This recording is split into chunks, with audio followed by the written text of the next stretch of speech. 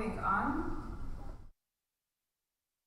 is going to be about data policy, strategy, building an intelligent business and monetization. I would like to welcome our first guest speaker today, Mr. Michael Katz, CEO and founder of Deep Sea Solutions and Integrated Development Solutions, presenting his topic on SWAC for data center cooling.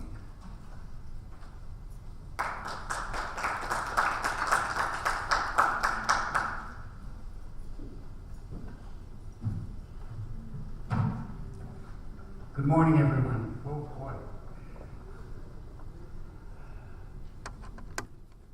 Deep ocean water is a resource that in Oman, we have a coastline with accessibility to deep ocean water that no one has in this region.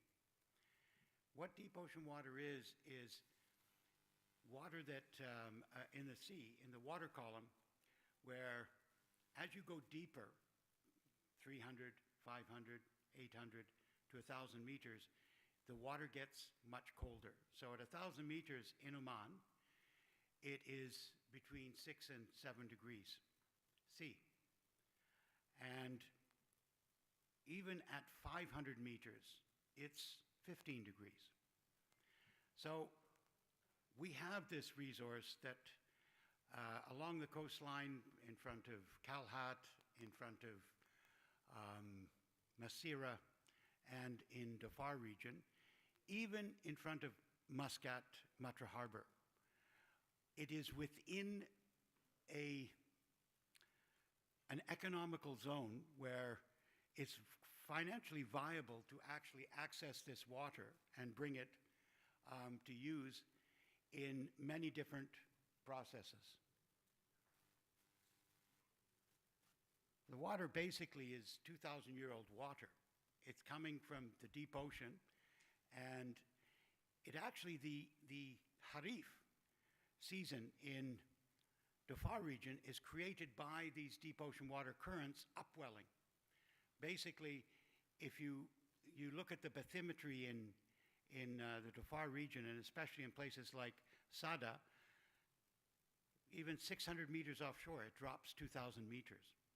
So if you imagine these deep sea currents coming and slamming in and coming and upwelling, that's what we have as a harif. Now, my company and partners, we have spent actually more than 10 years on trying to develop deep ocean water in Oman. And in 2015, at the request of the government, we did actual testing because they wanted proof that this water existed. Now, what you see here on the right is what's called rosettes and Niskin devices.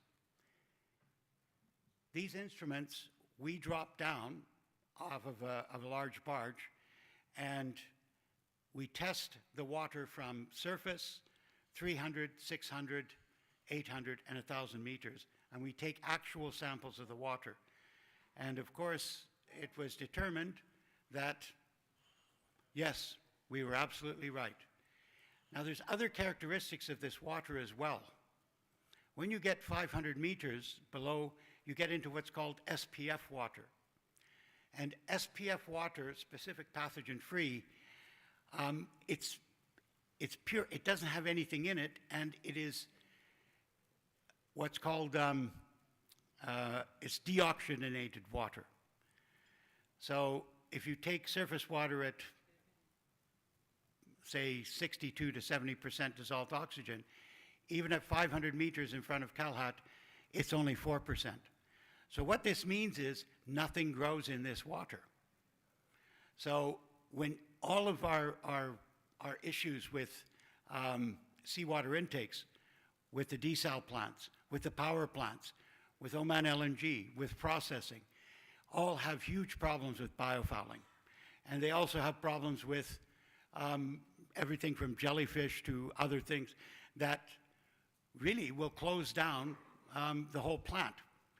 And in fact, you know, if you look at Oman LNG, every day that they have to shut down costs them per train $1 million. So if we can help them,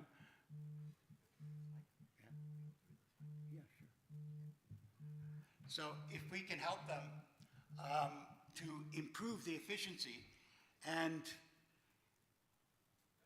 access even 500-meter water, we can reduce their biofouling by 90%. Now, these are the locations that we've identified as commercially viable, meaning that deep ocean water is close enough to the shoreline to be accessed economically.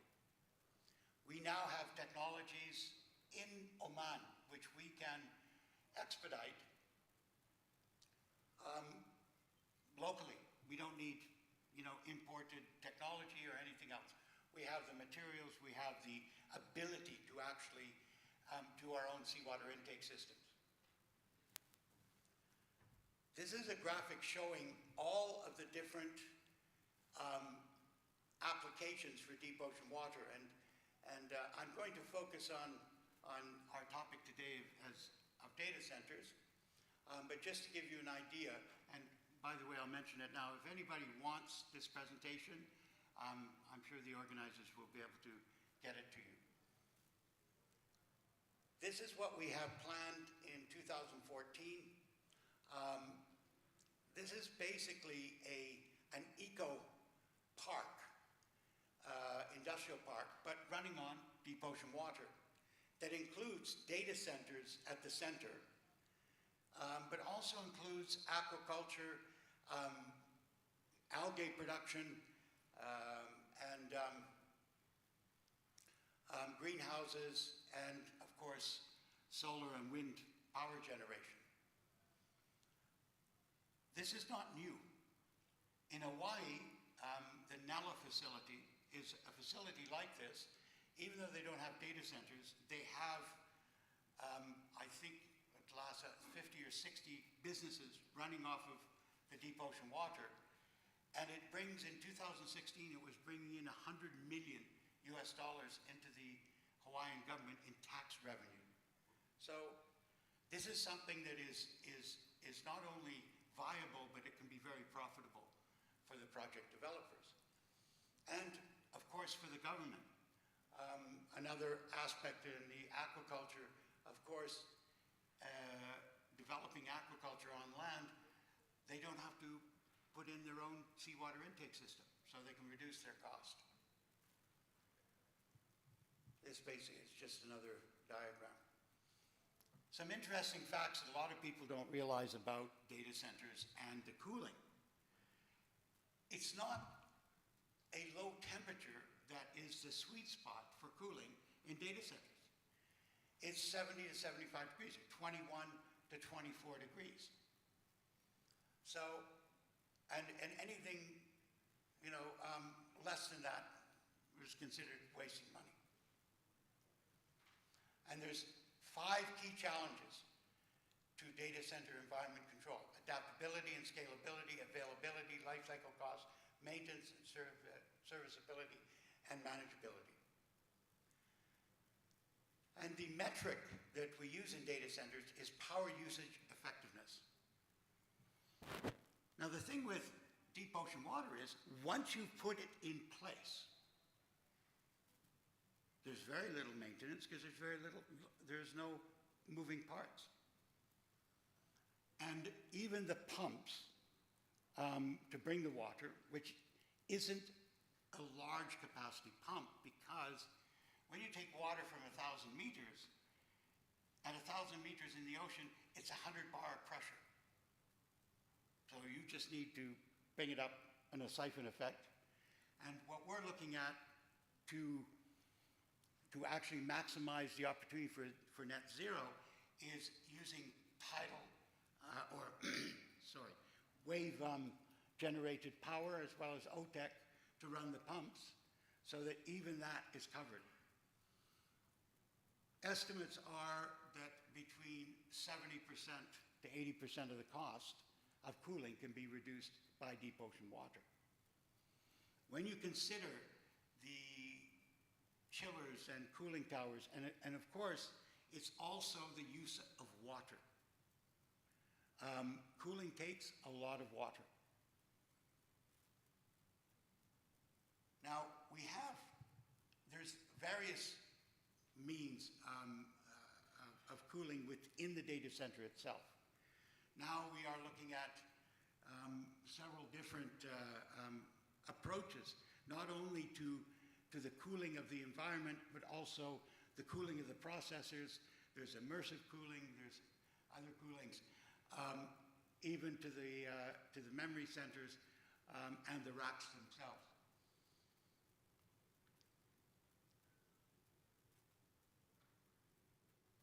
What we are looking at now, which is believed to be a new metric that is more effective, is the total power usage effectiveness. And again, rather than, yes, we all can put lots of solar, we can put lots of wind, why not reduce the power requirement itself?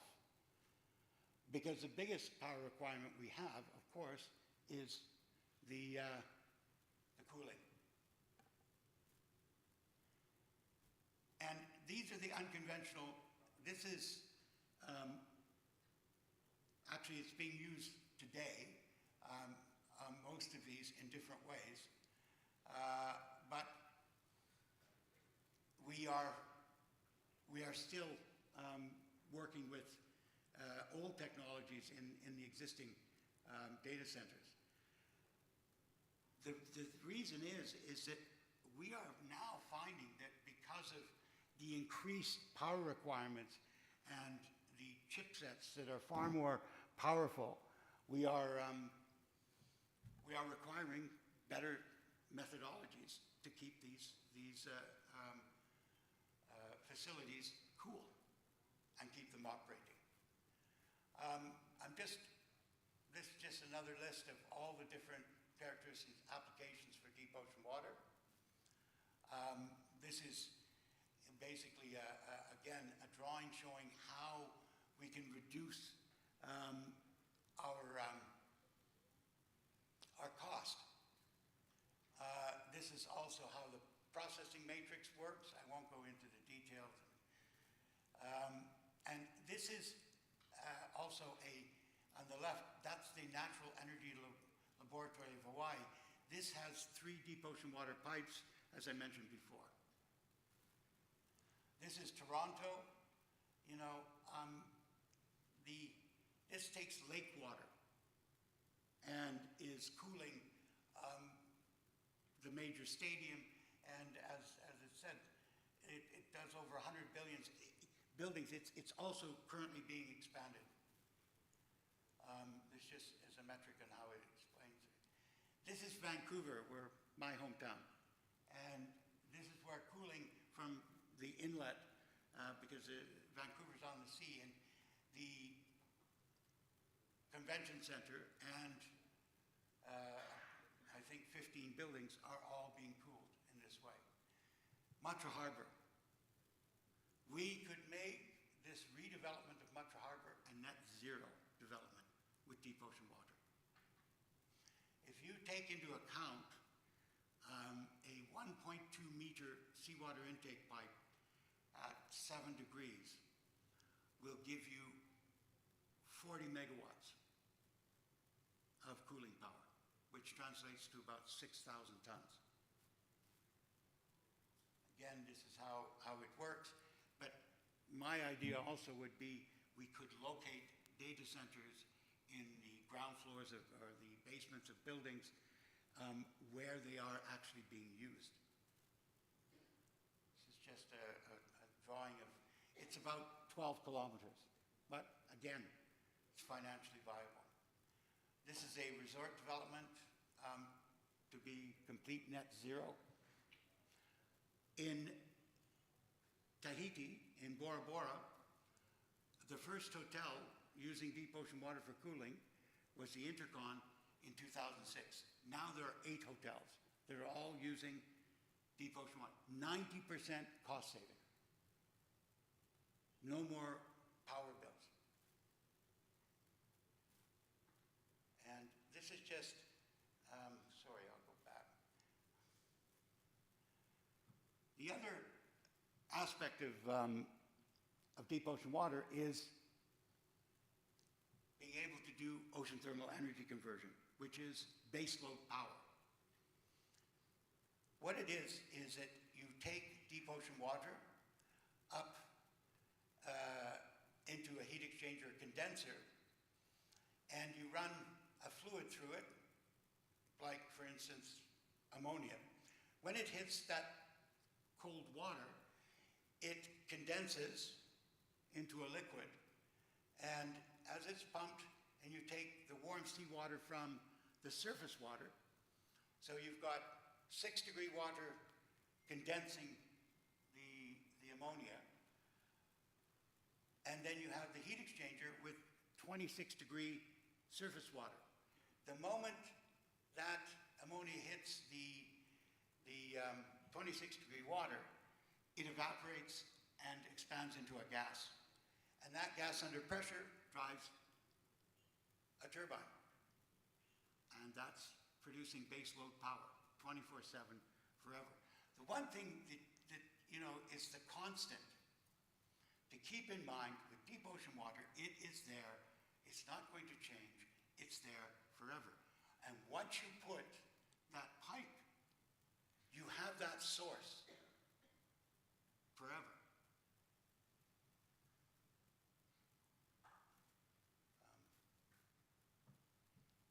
Can you put that back? This is basically a cycle. Just doesn't seem to be working. Oh. Anyway, that's my presentation. He's got it. It's just an illustration.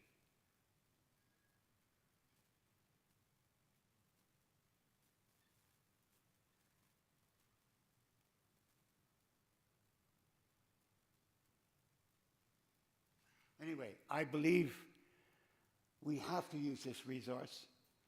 It is available to us. We have the technology. We have in Oman all of the technical expertise, as well as the materials, as well as everything to make this happen. Yes?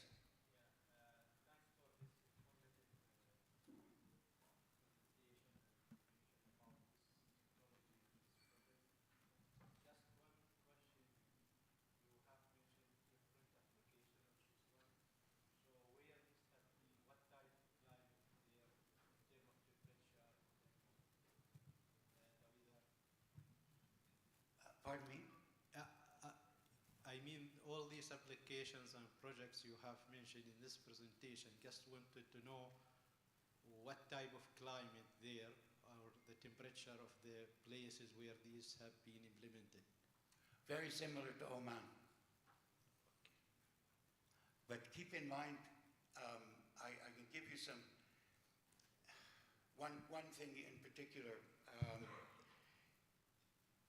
Not all countries have the access we do, being close to the shoreline. This is a benefit that we have. Now, everything from bottled deep ocean water, which is a billion-dollar industry in Asia, to utilizing now in Hainan, China, that they are going to do a 5-megawatt ocean thermal energy conversion test plant, as well as utilizing it for data centers, I understand as well. So it's not something that isn't being done all over the world in different places. Climate really doesn't, this is the big benefit we have, because we have that access where we need it most, which is most of our populations are along the coastlines. Any other questions? Just to add to what our colleague has said here, is Dubai using this? All the five-star hotels in Dubai using? No. You see, again, we have it, nobody else in the Gulf has it. The GCC, the depth of the Arabian Sea is 88 meters at its deepest point. Not even NEOM, the line? No, I mean, this is another phenomenon in the Red Sea, which should have been considered an opportunity, but in the research that was done, even in the middle of the Red Sea, which is 1,200 meters deep, the water temperature is static. It's the same as it is on the surface. So it's a unique opportunity to Oman. We have it, nobody else does. But that's the value proposition that we have, to me, is the fact that they don't have, we can be the lowest cost and, the most green, have that opportunity here. We have that here that none of the other countries have. And especially to me, the ability to execute with our own materials, technology, and expertise. We don't need anything else outside. I have a question, Michael. So everything you said sounds really good and interesting, and I'm surprised that Oman has such a great opportunity to do this. Do you think it will happen? Well, good question, because I've been working on this. I've given this presentation in 2014, so, but I don't give up. And I believe eventually, I've been in discussions with partners in the US and with some local people who actually coincidentally just mentioned a green data center for the Far region yesterday. And it turns out, of course, I gave them a presentation in 2016.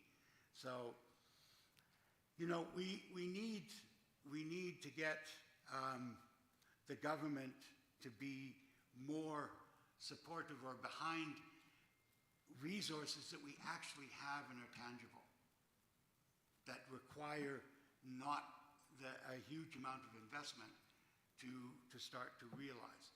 And if we want to be at the forefront of digital technology, then we have to do this.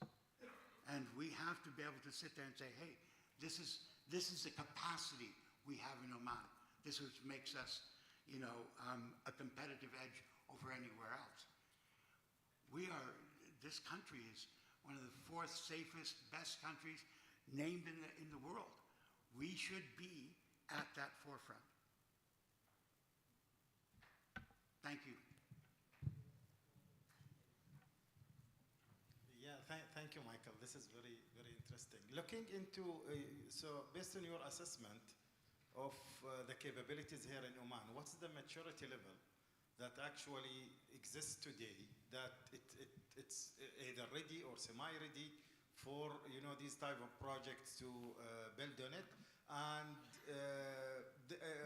if we are not ready, how long it will take, or how much it will take, either of those two questions, in order to get there? Well, I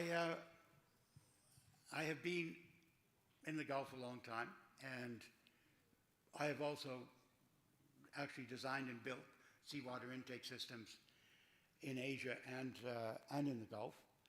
And we have companies here, and we have the materials manufactured here for the seawater intake pipes. The only thing that we would have to import would be things like pumps. But the bulk of the projects and the ability of people to execute, we have. We have a pending project with Oman LNG to extend their seawater intake system with our companies, my partners, all local, everybody, even the material being made here to do it. So it's the only limiting factor is getting some backing by the government, and even some if they are like all of these, I've been dealing with the OIA and others, you know, they want all these feasibility studies and all of this. We have all of this. We have it ready. We just need somebody to give a little nudge and a push. All the best, Michael. I'm sure you're talking to the Supreme Council, to the ministry which is supporting the event. Not yet. Okay, I think that's here? something which we can help connect through the organizing team here. We can try to connect you to the Supreme Council for Planning and the ministry. This is a wonderful idea. It's a unique proposition and something Oman can be very proud of. So thank you so much for being here We today. could be exporting this to Africa. For sure, as an example, as a lead example. Yeah, sure. Thank All the you best so to much. Thank you.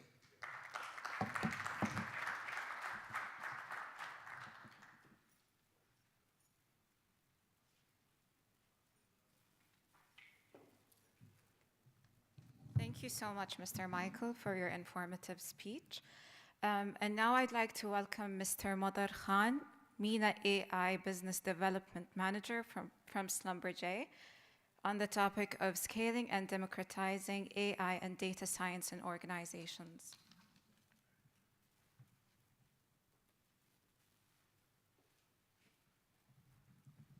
Check. Good morning, everyone.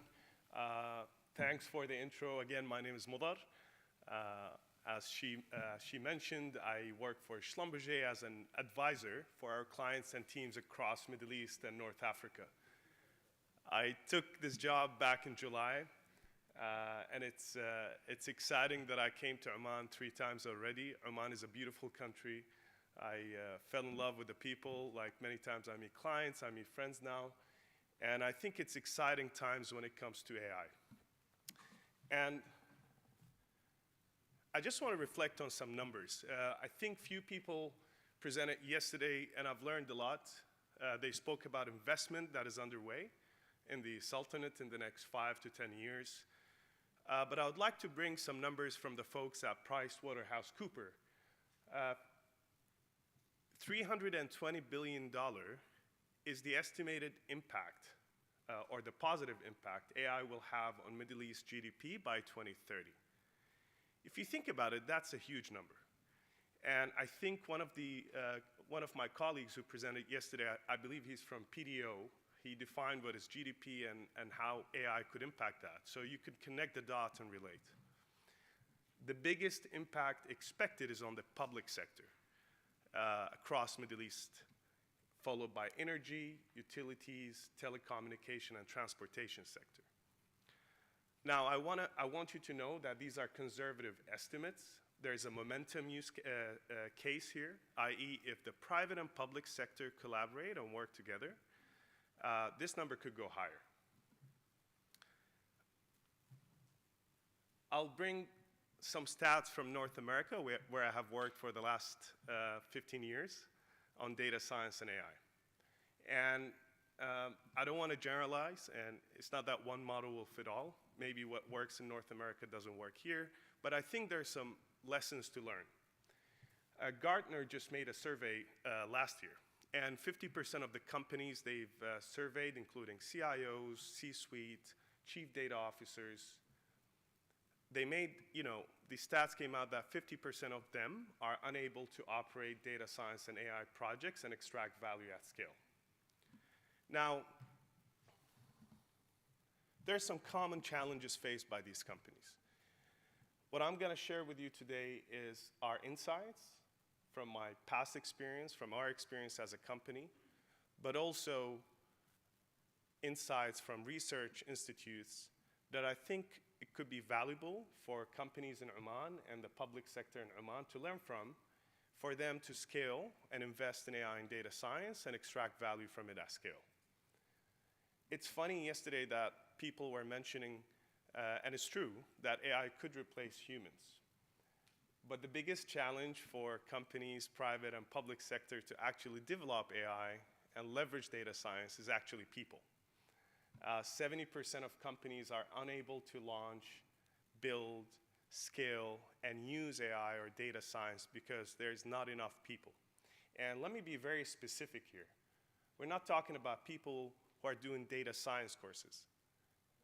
We're not talking about people who are trying to cross-skill. We're actually talking about people with domain knowledge on the project they're working on.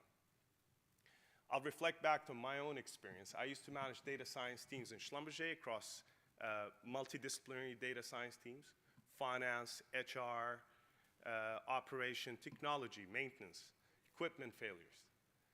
And on average, it used to take us back in the States a year to 3 years to get someone, a data scientist, to learn about how the data is being generated by these business processes, by these equipments, to understand the business drivers, to understand the challenges. So yes, you could go hire a data scientist from the street, but she or he will take about a year to 3 years on average, not only our numbers, but also the numbers from other companies, to understand the process. So people remain the biggest challenge for companies to leverage AI and data science to get some ROI on their data warehouse. The second biggest challenge is data itself. I think Mr. Hassan from ODP yesterday, he was sharing his experience here in Oman, and it's the same in the US and across the world. Data have been stored for many years in different formats. They're not clean. If you talk to any professional data scientist, ML practitioner, they'll tell you that I spend 60 to 80% of my time wrangling data, not building machine learning models, not automating.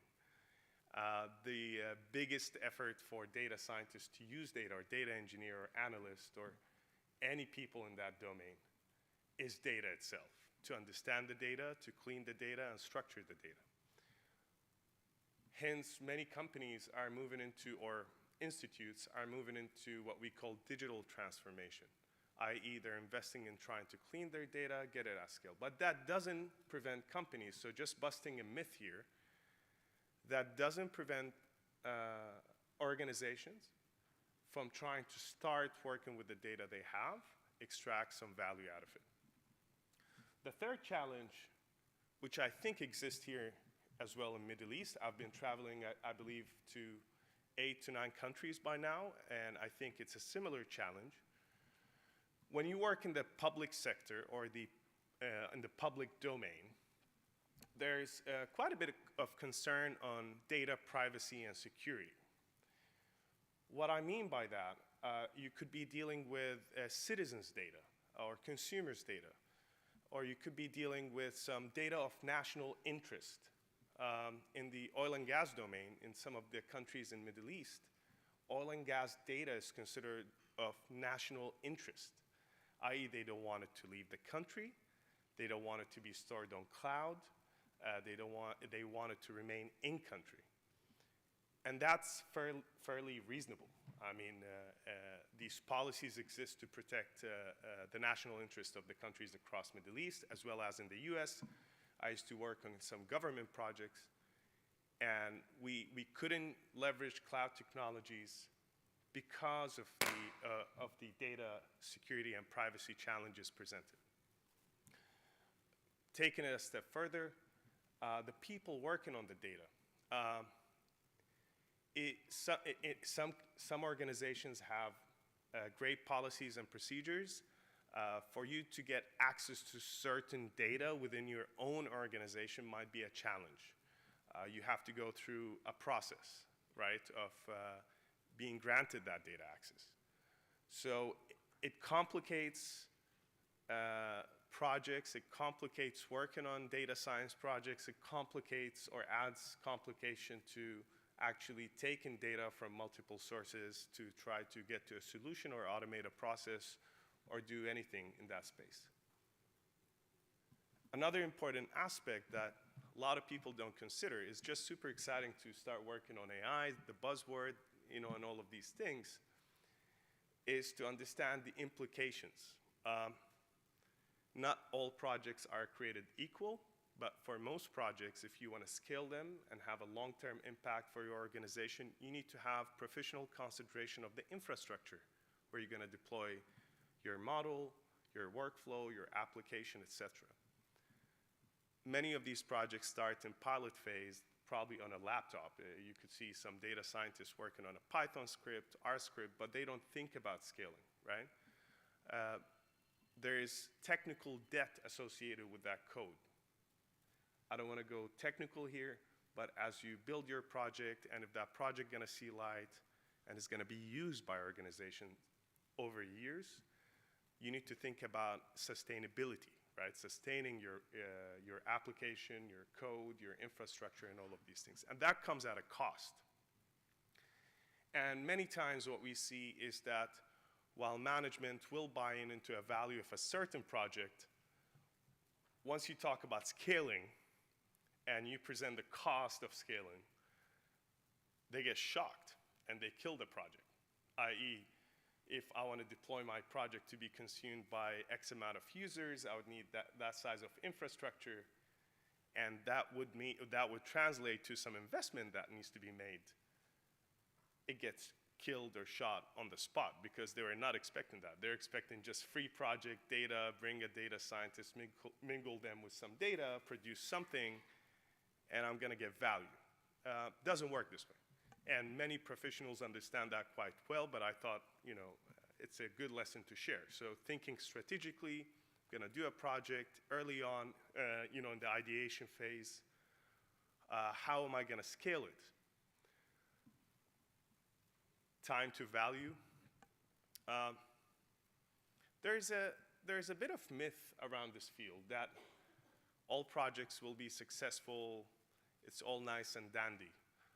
As a matter of fact, 80 to 90% of the projects fail, and they don't see light or they don't bring value.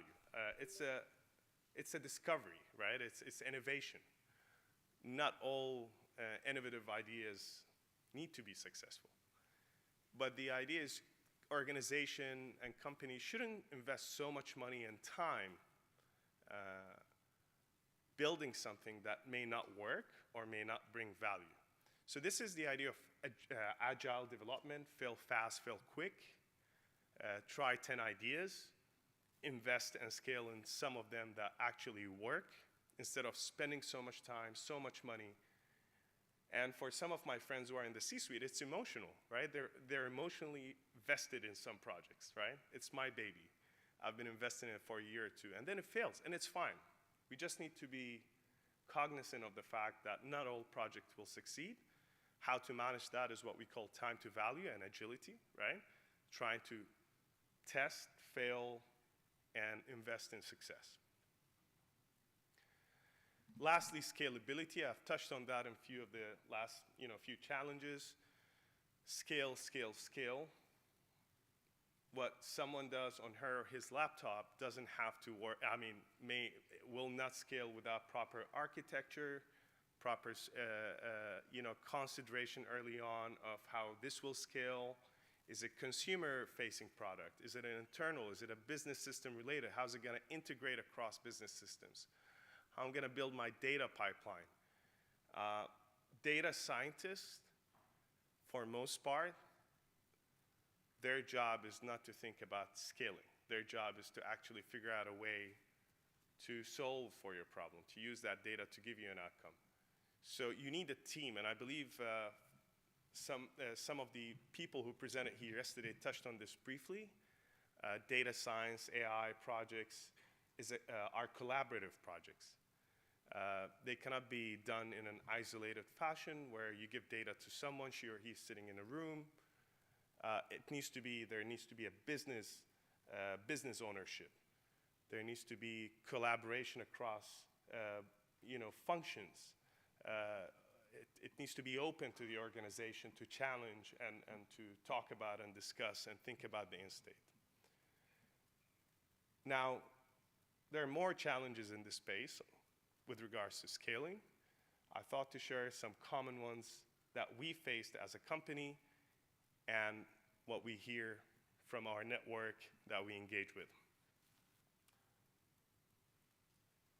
Important things to consider. I think if I reflect back on my personal failures and my team failure in the past, I could share some valuable lessons, not only sharing successes, but also failures. I think the most important part for any AI, data science, initiative, project, or whatever you want to call it, is to have leadership commitment, vision, and support. Find that ally, right? Whether you're in a public institute, private institute, find allies in your organization. Try to get some executive sponsorship.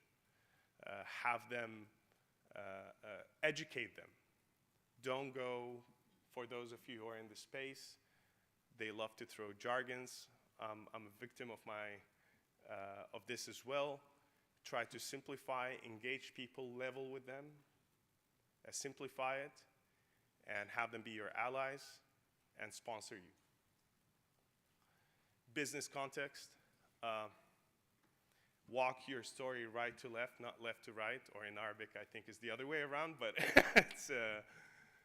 it's think about the end state, think about the end value. Are you trying to improve a business process? Are you trying to reduce costs? Are you trying to increase market share? Whatever your objective function in business that you're dealing with, think business context. That will assure your value, the value of your project that you're working on. Internal stakeholders. If you're trying to build a data science team, work with human resources, HR, or the people function. If you are in a business side or a technology side, collaborate with IT. Bring them on board if you're not part of IT.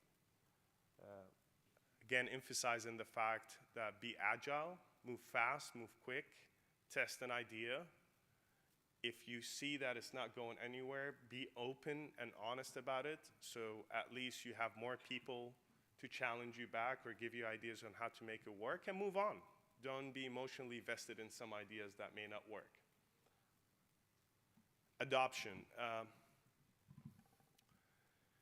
This is an important part, right? Especially within companies or private or public institutes. You can build the best product, the best analytics, dashboard, whatever you want to call it, and you can define your target audience. These are the people who's going to use it.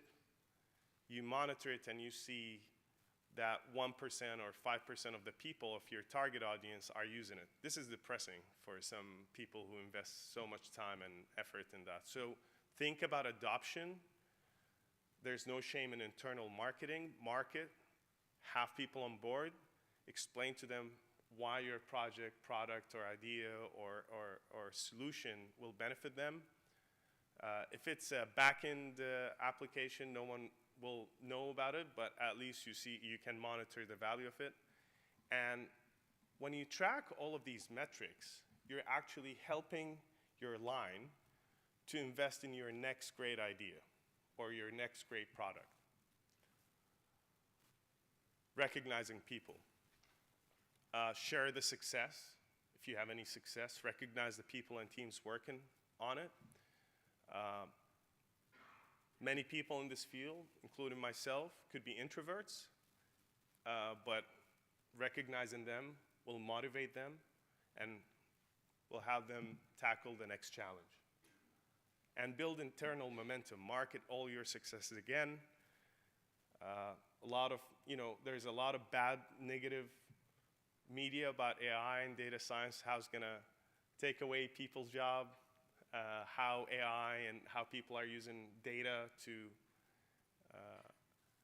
have negative impact or negative implication on privacy. But there's also a positive side of using AI in data science.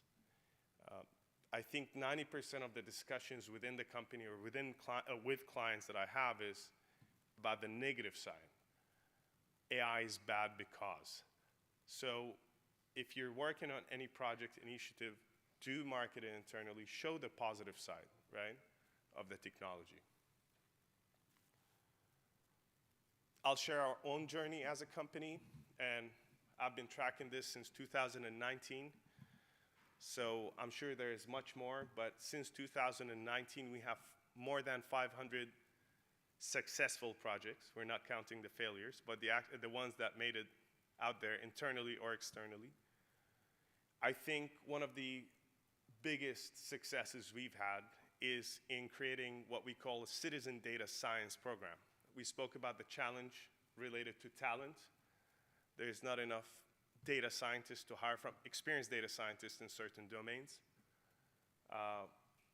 We've worked on internal initiatives to cross-train people from functions, from technology centers, from operation. We put them through a program to convert them to what we call citizen data scientists.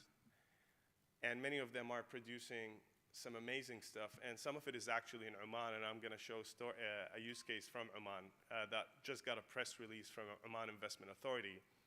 And I'm super proud that the team in Oman has built it. And they are citizen data scientists. Now, one of the things that our friends, we signed an MOU with ODP, and we're sharing a lot of these internal lessons as well. So we're offering the AI platform in Oman, which helps accelerate projects. It reduces the barrier for entry, and it accelerates citizen data science programs. We're also working with public institutes here in Oman and private institutes in what we call the AI Academy. We've been here in the country, in the Sultanate, for decades. We're part of the ecosystem. So we do believe that accelerating AI and data science use will require collaboration with educational institutes. And you'll hear more about what we're doing in coming months.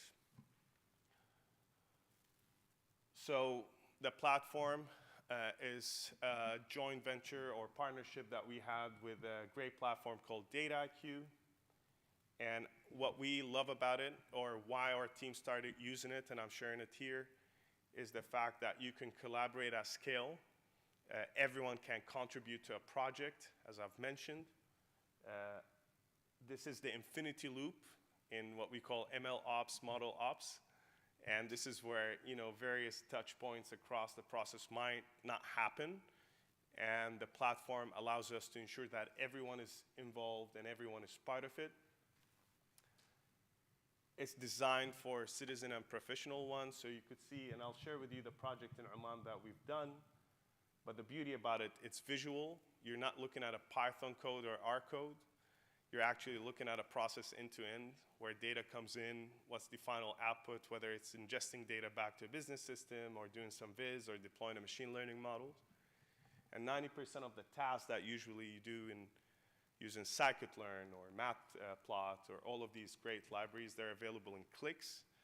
So people who are not coders, data scientists, they can do most of these tasks with some minor training. So time to value is faster here. Again, just quickly, you can integrate with clicks to massive data, to numerous data sources on the fly. Data prep, which is, again, 70% of what data scientists do, is data prep, feature engineering, data preparation. For most part, you have out-of-the-box what we call recipes that you can do that quickly, so it reduces the burden as well on data scientists, not only citizen ones. And you can do a lot of tasks such as AutoML, so i.e. testing dozens of machine learning models on the fly, doing hyperparameter tuning, and so on and so forth.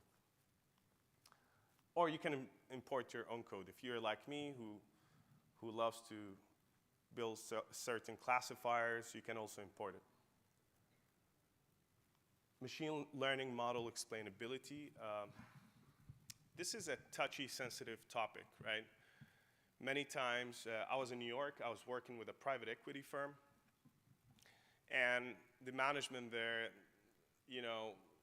all they wanted is linear regression because it was easy to explain, right? R square, all of these things. When you start using sophisticated or advanced or other machine learning methods, it becomes washy to explain it to non-technical people. So also the platform helps communicate the results of your workflow, of your model, in a human way versus a code way. And I think, deployment and so many other features, I just thought it was cool to share some of that. This is what we're doing actually in UAE and Iraq and Algeria. We're deploying AI Academy with few universities and public and private clients in oil and gas space. So the beauty about it is we're getting people to cross-train quickly, getting them through a few weeks course, and the results were phenomenal. I mean, they're producing projects locally in Middle East, and we're hoping to do that in Oman as well in coming months. This is what I was talking about, the project in Oman. I believe if you've seen the press release, or if you want, you can Google the press release from Oman Investment Authority. It's regarding geothermal in the Sultanate. And while the press release was about prospecting geothermal energy in Oman, I think there was a one-liner that's of interest, why I'm bringing this up, is the team leveraged artificial intelligence to do X, Y, and Z. And the fact of the matter is that project or prospecting would have taken months for them to go through thousands and thousands of files, right, that the clients had. Instead of that, it took less than 2 weeks, building a fully automated pipeline.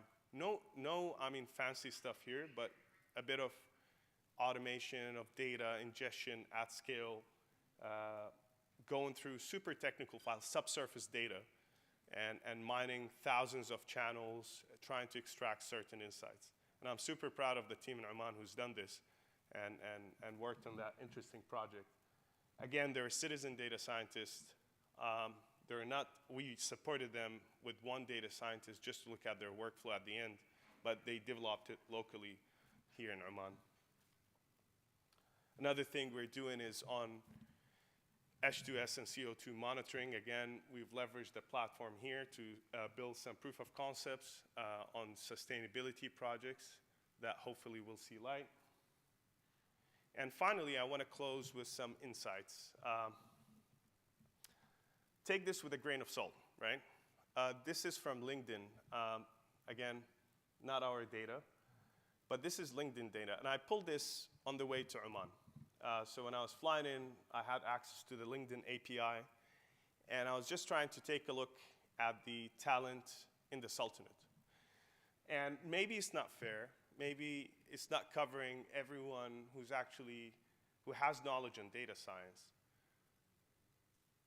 But qualitatively, you can look at, we've mined all these jobs that we typically exist in this space and more. Data scientists, data analysts, AI engineers, MLs, managers.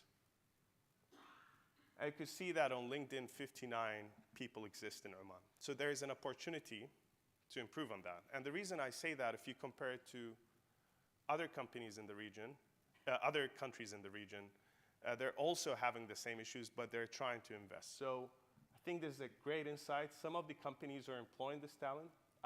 Probably I'm going to mention it wrong, ISBAR. ISBAR is one of the companies. PDO, I believe you've seen some great examples and projects from them. Bank of Muscat and Majid Al Futtaim. So again, there's huge room for investing in this space. People. I can't emphasize this more. There's no AI in data science without people. Doesn't have to be the title, but at least this gives you an indication. Hiring demand in Sultanate Oman is high. Now, if it was a blue-collar job, I wouldn't trust LinkedIn data much.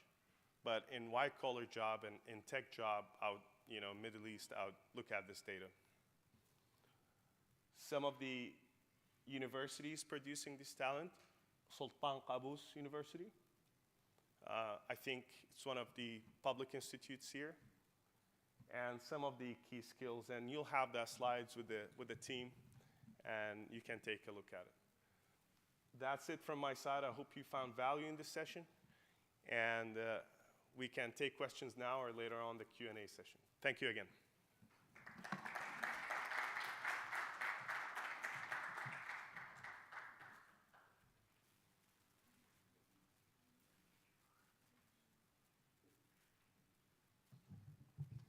Thank you so much for your presentation. And now I'd like to invite Mr. Abdelmajid Al-Balushi, Managing Partner of Paradigms Consulting, on the topic of monetizing experience, data to build competitive advantage.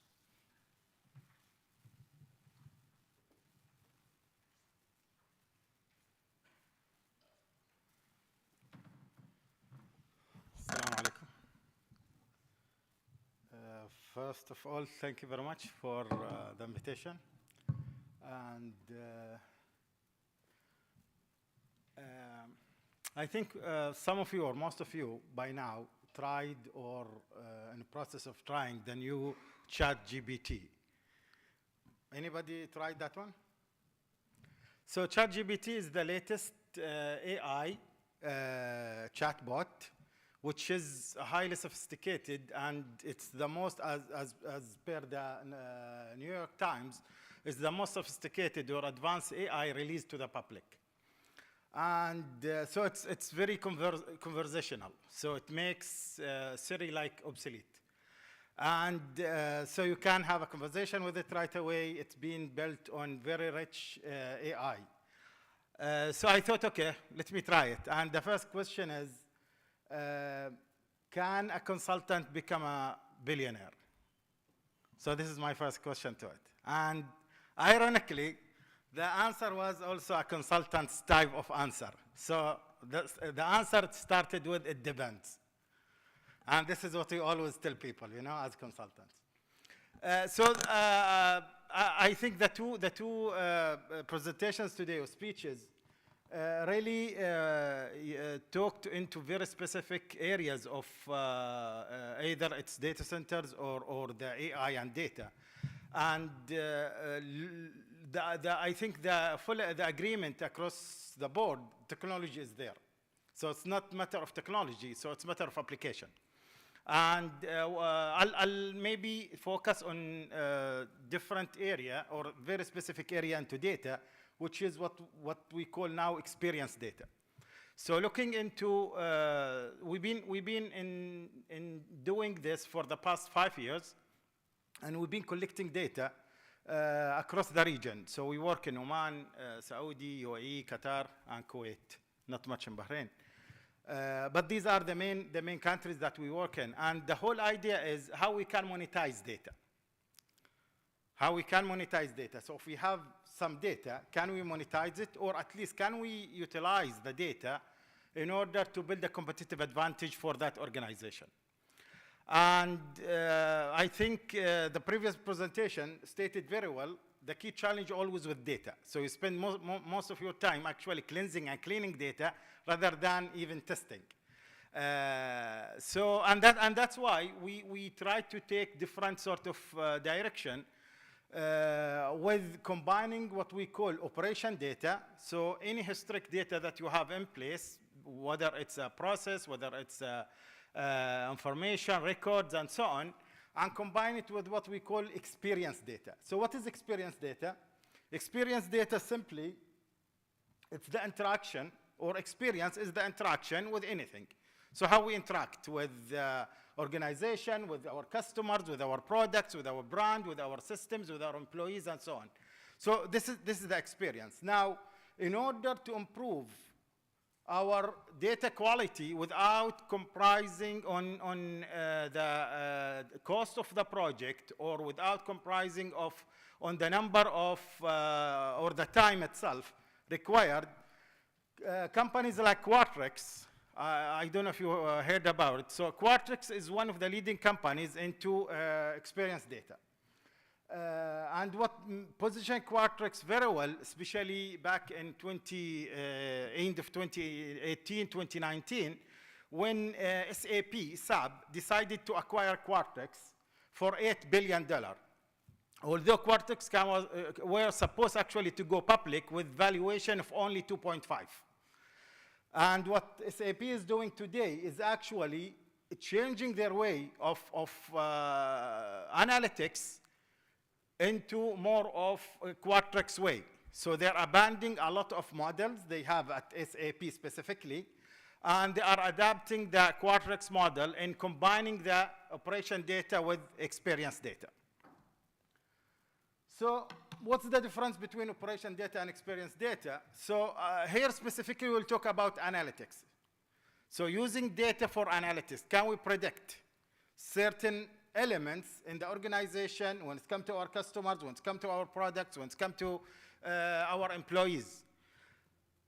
So with the predictive analytics, it's always about being able to put the right sort of algorithm that actually build on certain trends or specific trends in the data that can lead into or improving the way we predict the future. So operation data usually give you the answer of what and how. So what we got and how we got here.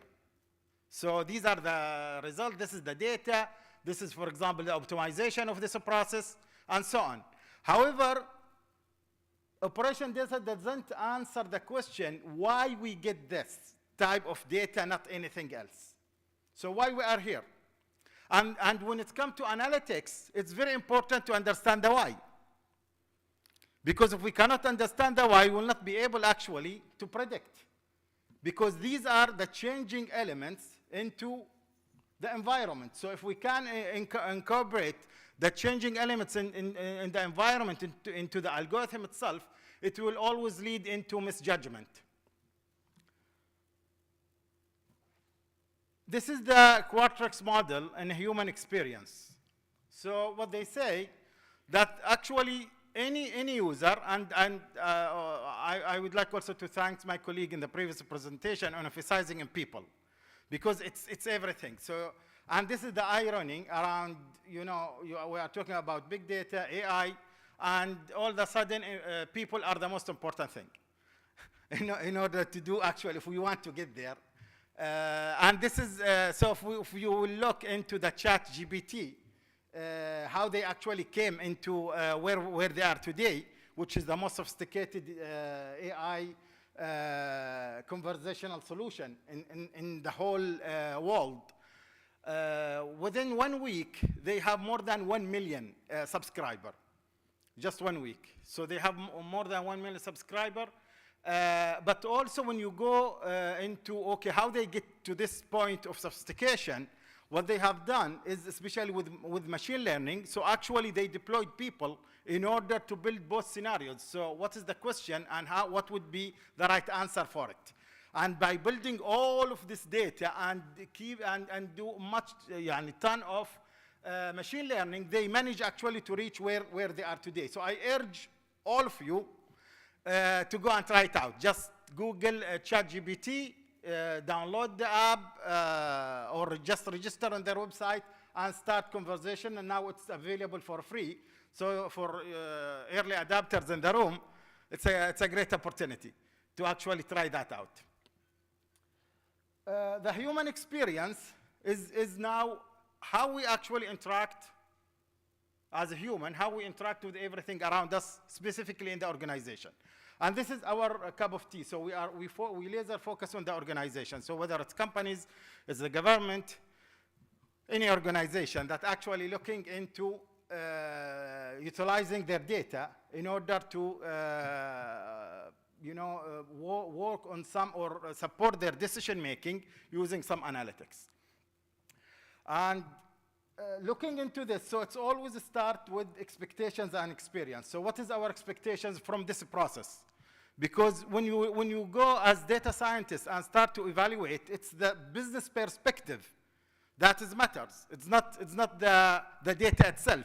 So can business tolerate this? If yes, then voila, nothing needs to be done. So you don't need actually to go and waste your time in order to optimize something or use the data in order to come with algorithms that actually can optimize the process in a way that doesn't matter to the business. So now, how we can combine the human experience with that? So if I do this process, what matters to me as a human? Is it the speed? So I want actually this process to be much faster. Is it the quality of the data, of the outcome? Is it the way I interact, what we call specifically now the digital experience? So what is my digital experience? So for example, when you compare, especially here they are using, whom you are using the government services, when you compare your experience with ROP, Royal Police of Oman, and for example, with Ministry of Housing, it's a different experience, right? I see some smiles around the room. It's different experience. And the whole idea behind it is the digital experience. So are we actually designing from the end user or the customer perspective, or actually, oh no, we are designing from IT perspective. So what makes sense for us, we'll do it. So when you go and log into the Ministry of Housing, it will ask you to identify yourself before you get into the login screen. But they have the data. So why I should actually identify myself if they know whom am I? So there are extra steps being created in that digital experience doesn't make sense. Compare, for example, when you go to ROP application, it's just straightforward. You log in, it will recognize you right away, why you are here, what exactly. So, and then it comes the analytics. So one of my favorite stories about analytics is with Target stores in the US. So they built a sort of, so they built an analytics based on AI in order to predict whether any of their ladies users are pregnant or not. And so it's based on the experience. So what are usually what they select as products, how they navigate, what's their sequential sort of browsing, and so on. So this is all experience, how they interact with the website.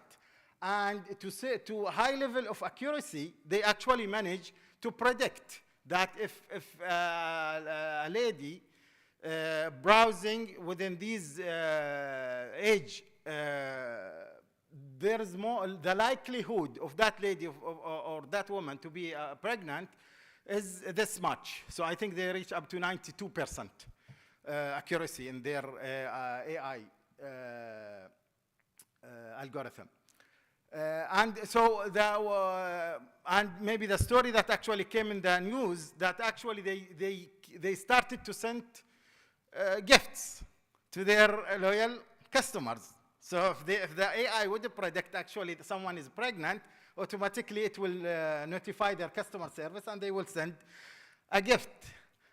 The surprise with that actually they started to send gifts to people whom at that stage the family didn't know actually of the pregnancy. And that was a big awkwardness for those ladies, because they haven't even told their spouses or family parents that actually they are pregnant. And so they reached to that point by using experience data. We work with a client here in the region in order to predict the likelihood of resignation. So what is the likelihood of someone that actually might resign in the next 6 months?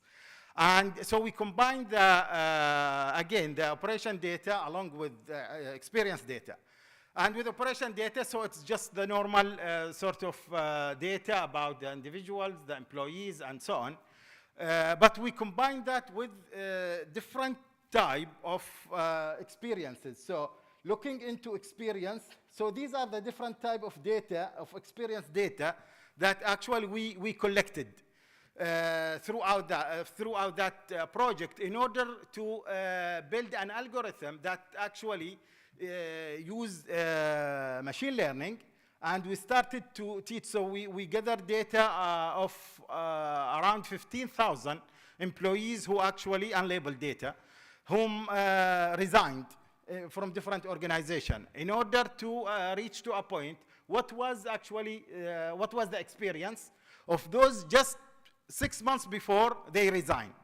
So how they interacted with different systems, different even policies and procedures. So how many times they visited the HR manual to know their end of service benefit. How many times they, or how they actually rated themselves when it's come to performance management or 360 compared to their peers and supervisor in the organization. So when we run that AI before actually incorporating the experience data, the accuracy was, could not reach even 50%. But by incorporating the experience data, we managed actually to elevate the accuracy to 84%. So with likelihood of this person, so 84% of likelihood of this person to resign in the next 6 months. And this is where decision making and prediction helps very much into informing the leaders in the organization, and how organization, not only internally but also externally, how they can actually build in all of this.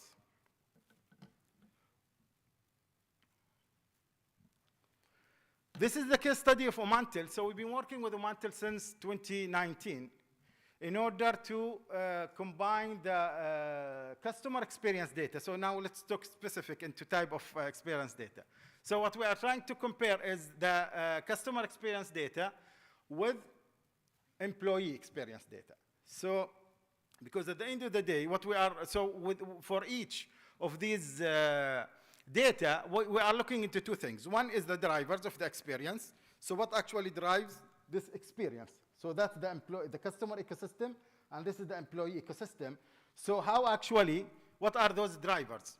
And the second element for both of them, what is the outcome? So what we expect from the employee experience and from customer experience.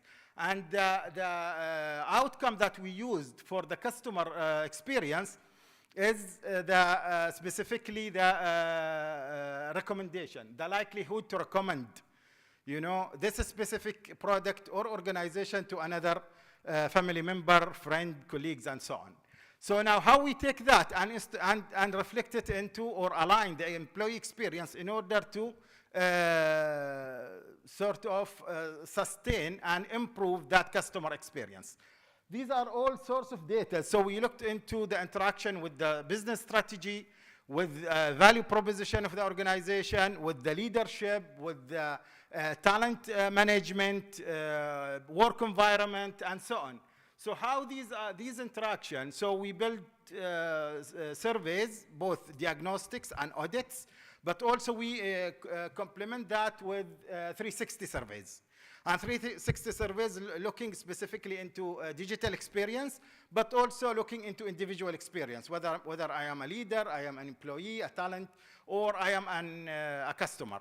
So by combining all of this, what we are trying to do, so we've been running these surveys for the past 2 to 3 years, and we reached to a point where we have a good prediction of actually whether we will be able to create the customer experience based on the employee experience that will lead to the customer experience outcome, which is recommending the product or service to another colleague or family member. And so this is specifically where the customer recommendation comes into picture. So this is what we are trying to reach. But also, what we are doing now is can we predict the likelihood of an organization to be able to execute in its strategy? And specifically, we are here working with public sector and those who are trying to align themselves with Oman Vision 2040. So what is the likelihood of this organization to be able to execute their strategy, which is rooted from Oman Vision 2040? And we are in process of data gathering. We are working with different organizations, both at ministry level, but also some of centers and authorities, in order actually to, and we identify them based on their performance. So historically, these units or government entities been successfully able to execute on their strategy compared to those who did not do that. So we are gathering the experience data because operation data is there. You can go and, okay, this is what happens, but okay, what does it mean? So in order to do that, we are also establishing a reference line, so which is more of a benchmark. So what is the range that we need actually as experience we need to create or to be within in order for us to improve the likelihood of this organization to be able to execute? And so these are the different types. So what we have a platform called Sadim. Ironically, it's the Arabic translation of Nebula. So with Sadim, what we are doing is we are looking into 3 levels of experience. So what is the business experience or organization experience? We are looking into specifically the digital experience. And mainly this because most of the clients that we are working with, they are very into, as my colleague said, in digital transformation. So they want to actually automate most of their processes. They are looking into the digital experience and how does that translate. And part of that is what we use is the citizen digital experience. So what is my citizen digital experience in this organization? And when we talk about digital experience, we are actually looking for 2 things. One is empowerment. Does the whole digital experience empower the employee in order to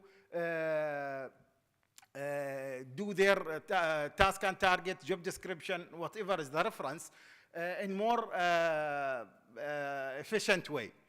The second element, so if we achieve empowerment, then we go into augmented. So can they actually accelerate? So it's not just about, I will go and automate a process, but it's same amount of work, still the employee has to perform.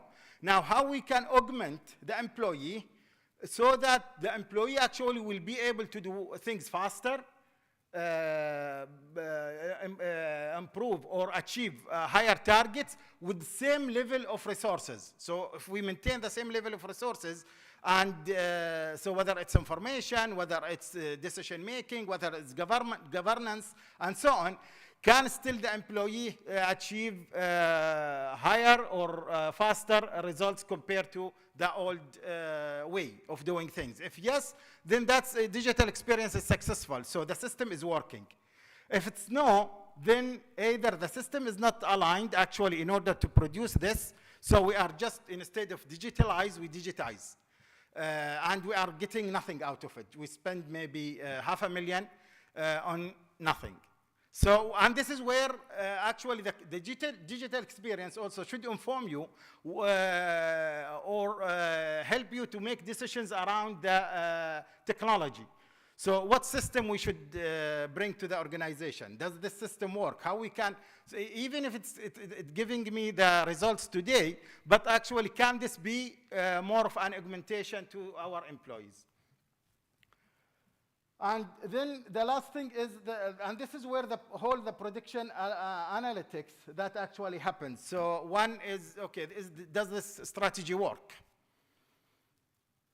If we are adapting a strategy, does it work for the organization? If we are doing digital transformation, is this approach? Because there is 100 ways to skin a cat. Does this approach work? So are we trying to overdo it? Or actually, we are not aligned with the business. The business requirement is in the way, and this is what we actually observed in most of the organization. IT is very obsessed with technology. So, okay, what is the technology that we are bringing in without looking into the value? Okay, so what value actually this technology creating for the business? And this can be captured through that digital experience. And the last thing is the individual experience. So one is talent. Do we actually have a learning organization? Does talent actually here to stay, or they actually the likelihood for them to leave? So if they would leave, so if we can predict that actually our talents, whatever we do, they would leave in 3 years. So we redefine loyalty as 3 years. So loyalty is not to work for their career, whole of their career in this organization. And now how to adjust. So what it helps us in order to adjust the way we actually reward our talents. So do we build long-term rewards or short-term rewards? How we manage the performance? Are we looking into performance that actually feed into the career or just the job? So if that person, so we don't bother about potential, because every new job, we will advertise for it. So it will inform a lot the practices that actually the organization are adapting when it comes specifically into employee experience. So in a nutshell, experience data gives you the answer of why. Why is this happening? And my favorite sort of question to ask, does it matter? So instead of just, saving time and resources, does it matter? So if this is happening, do we need really to go and improve it? Or we focus where is the most value can be created for the organization, the people, the customers, the product, the service, and so on. Thank you very much.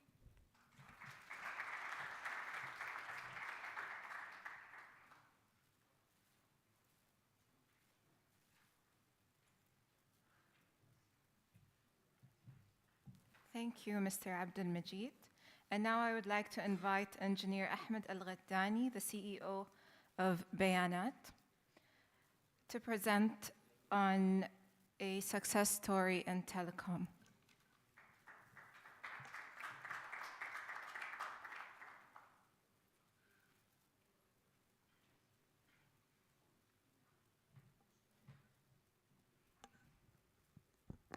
Assalamu alaikum, everyone. Welcome. Today, I'm here to share with you a success story among many in the making about an achievement that is so big, so revolutionary in tackling one of the industry's most toughest, challenging problems. Something that some of you might consider to be the moonshot. Something that we've been working on here in Oman, something that is pushing the boundaries of what is possible that can be done here by local companies in Oman. But before diving into what is that problem that we're tackling, what is it that we're solving, first of all, let me introduce you to Bayanat, our company. At Bayanat, we're a data analytics company. We're focusing on improving operations across the telecom sector, in addition to other sectors, mainly the both telecom and the energy. Now, what we're doing over here in this presentation, I'm focusing on what we have done in the telecom sector. We've been developing a solution, a product to a problem. That solution implements advanced analytics. I'll be speaking about big data in unprecedented magnitude of what we're dealing with, how the next generation of visualization has been used in what we're doing. So what is that problem that we're solving? The problem we're solving is called network degradation. Network degradation is basically any fault or an error that can happen in software or hardware in a network, in a telecom network.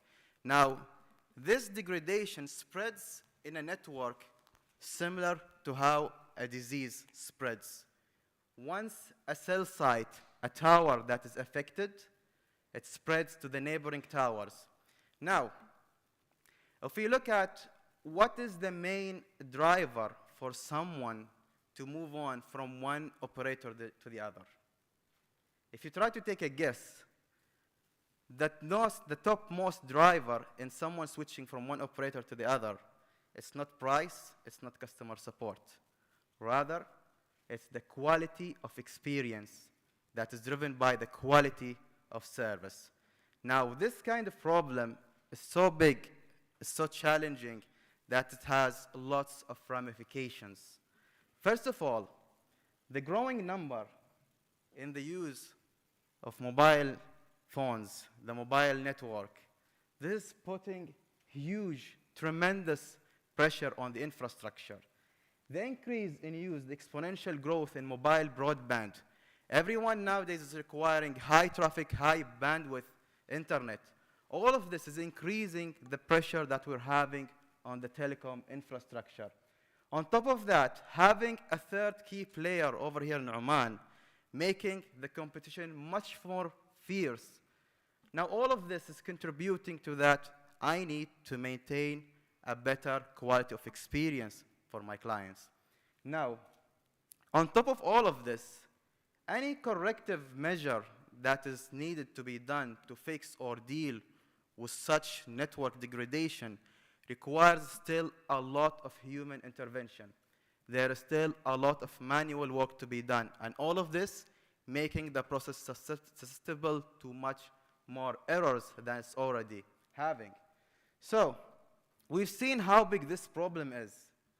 Now, how big is the kind of data we're dealing with? We're talking about a telecom sector. We're talking about monitoring cell sites.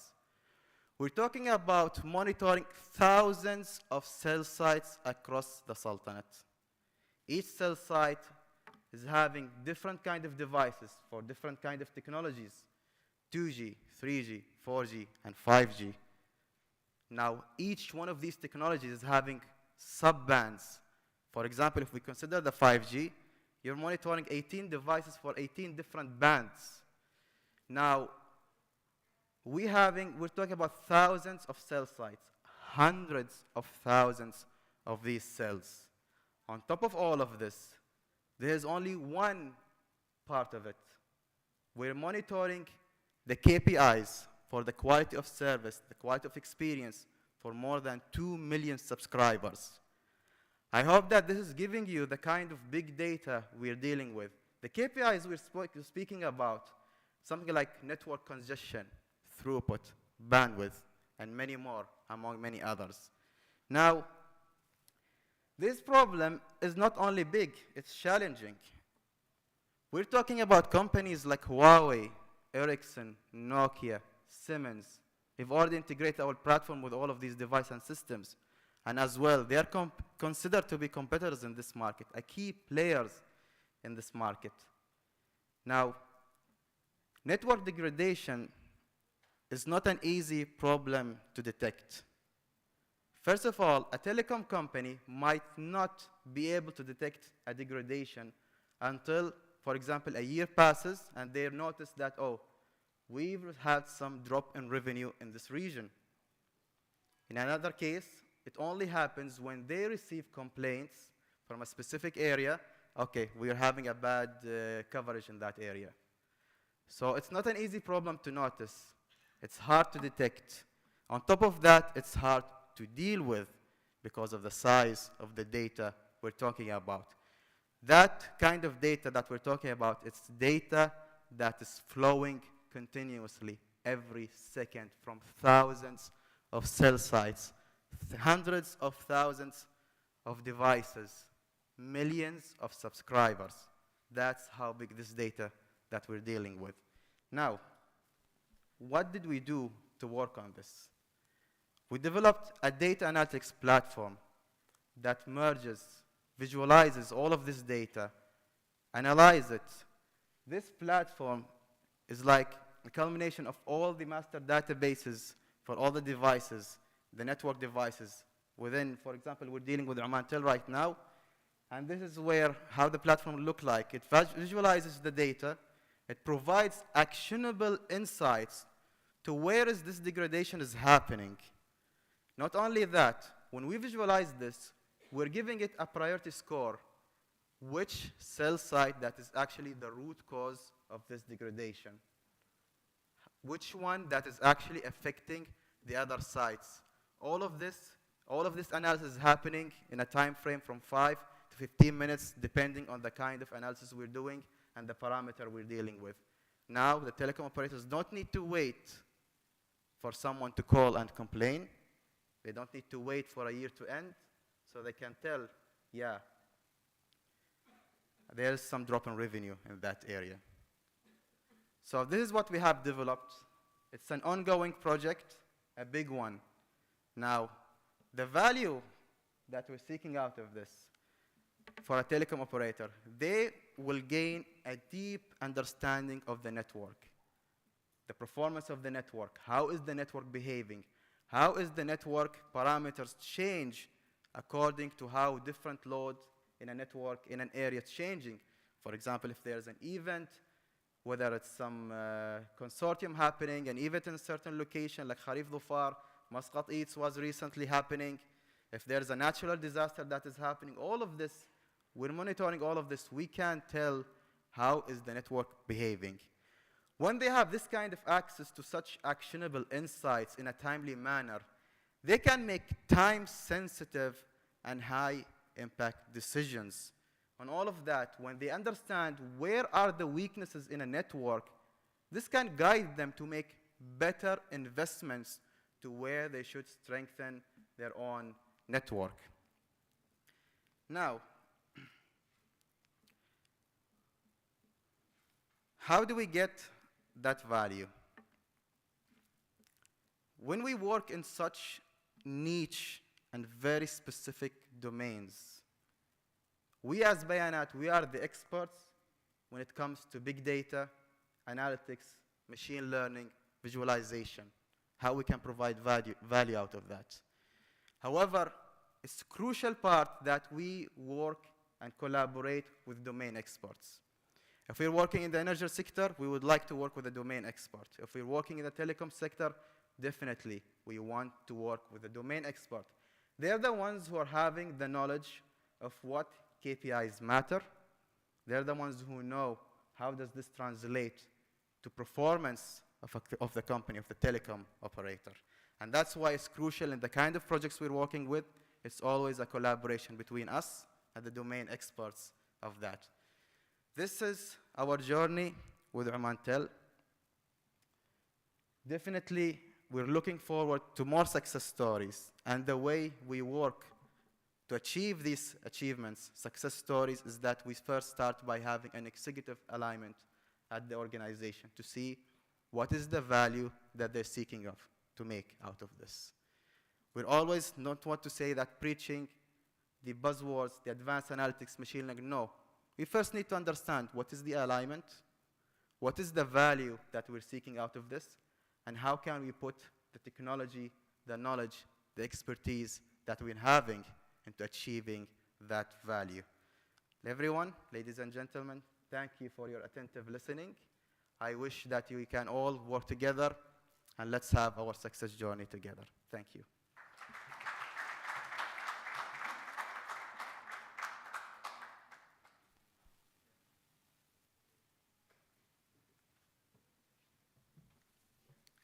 Thank you to all the speakers. Now we will have a Q&A session. If anyone has a question, please raise your hand.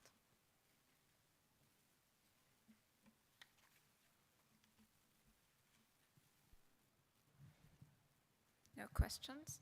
Yeah, there is a question right here. Okay. This is Wasal Al-Blushi from the College of Banking and Financial Studies. I have a question for Mr. Mudar. Yeah, I have a question for you, please. It's just a matter of if you could please elaborate a bit in the part where you talked about the civil data scientists. Is it a sort of a program that you have data scientists and you prepare them for a particular industry, or how is it working? Right. So I believe you, just to make sure that I understand the question correctly, you wanted me to elaborate on the citizen data scientist program. Yes, please. And if it's relevant to other industries. Did I? I mean, how did you run it? Is it a program where you have data science graduates or specialists and then you prepare them for a particular industry? Understood. So you want, okay, so let me shed a bit of details. Let me stand probably there. So to be fair, we did not come up with this idea. I mean, I just want to be blunt and honest with you. One of the first companies who started this idea on the Citizen Data Science program was actually GE, right, and Unilever. So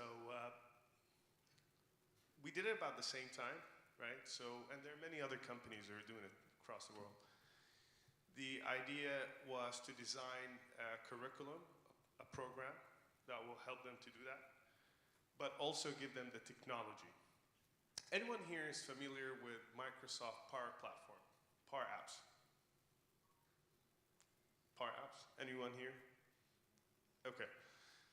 Just a few people, which is good, great. I mean, it's, so Power App is for you to be able to shift people who are not, say, for example, software developer into building applications. You need to also enable them not only with training and education, but also with technology that will allow them to do that. Now, they're not going to build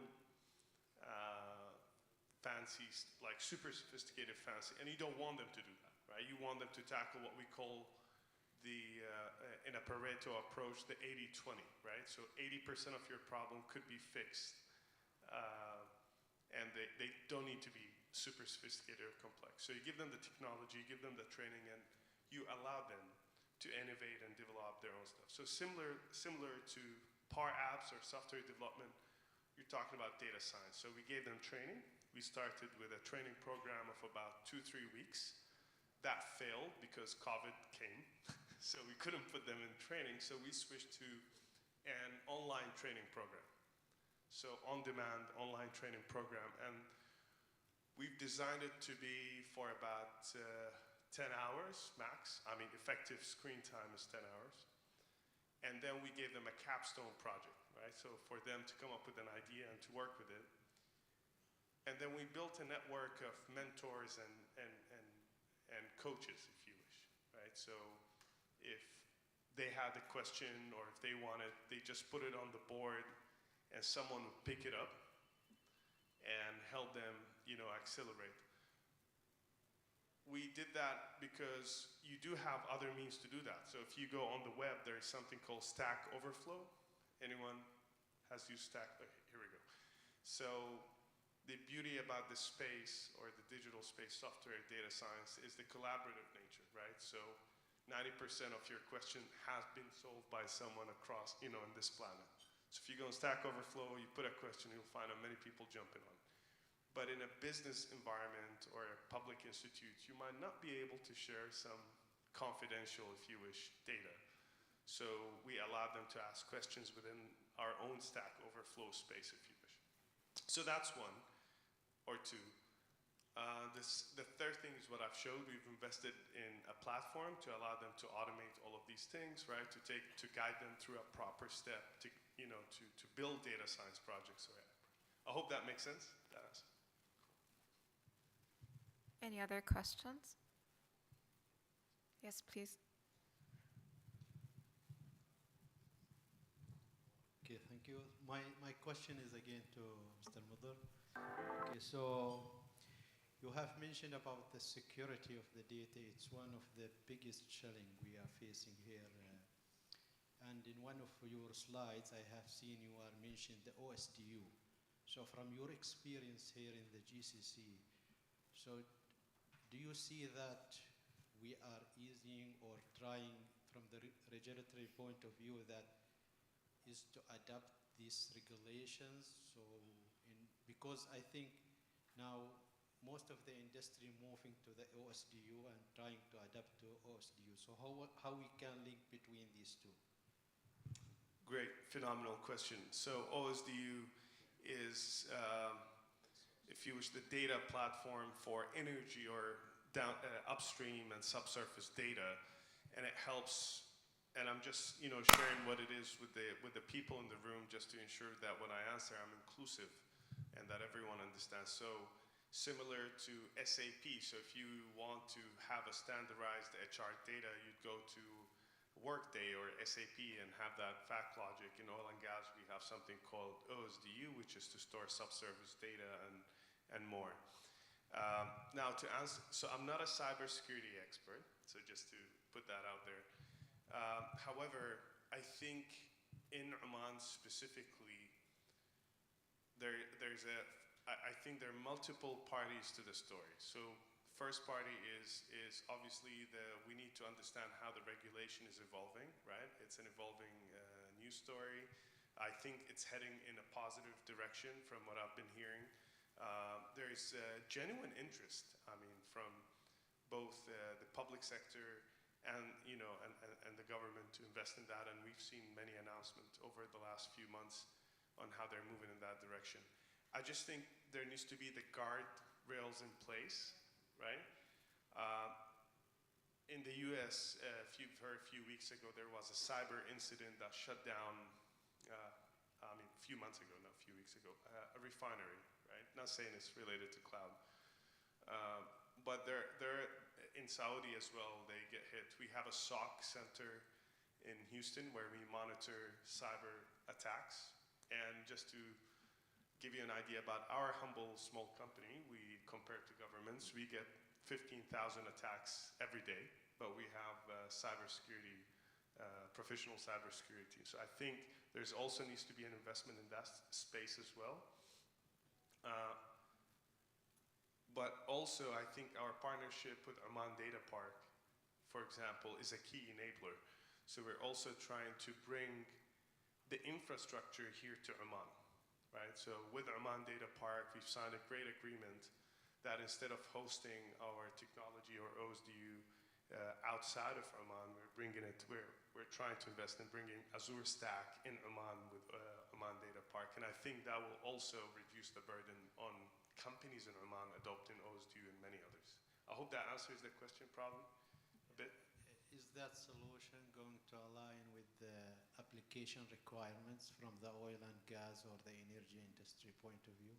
I believe so. I believe first, once we deploy it on the infrastructure here, we need to go on a few pilots with companies. And I think Zainab, she's the business manager here for the digital transformation from SLB side. I think she shared with me that there are a few clients who are interested in piloting that once we deploy it with Oman Data Park.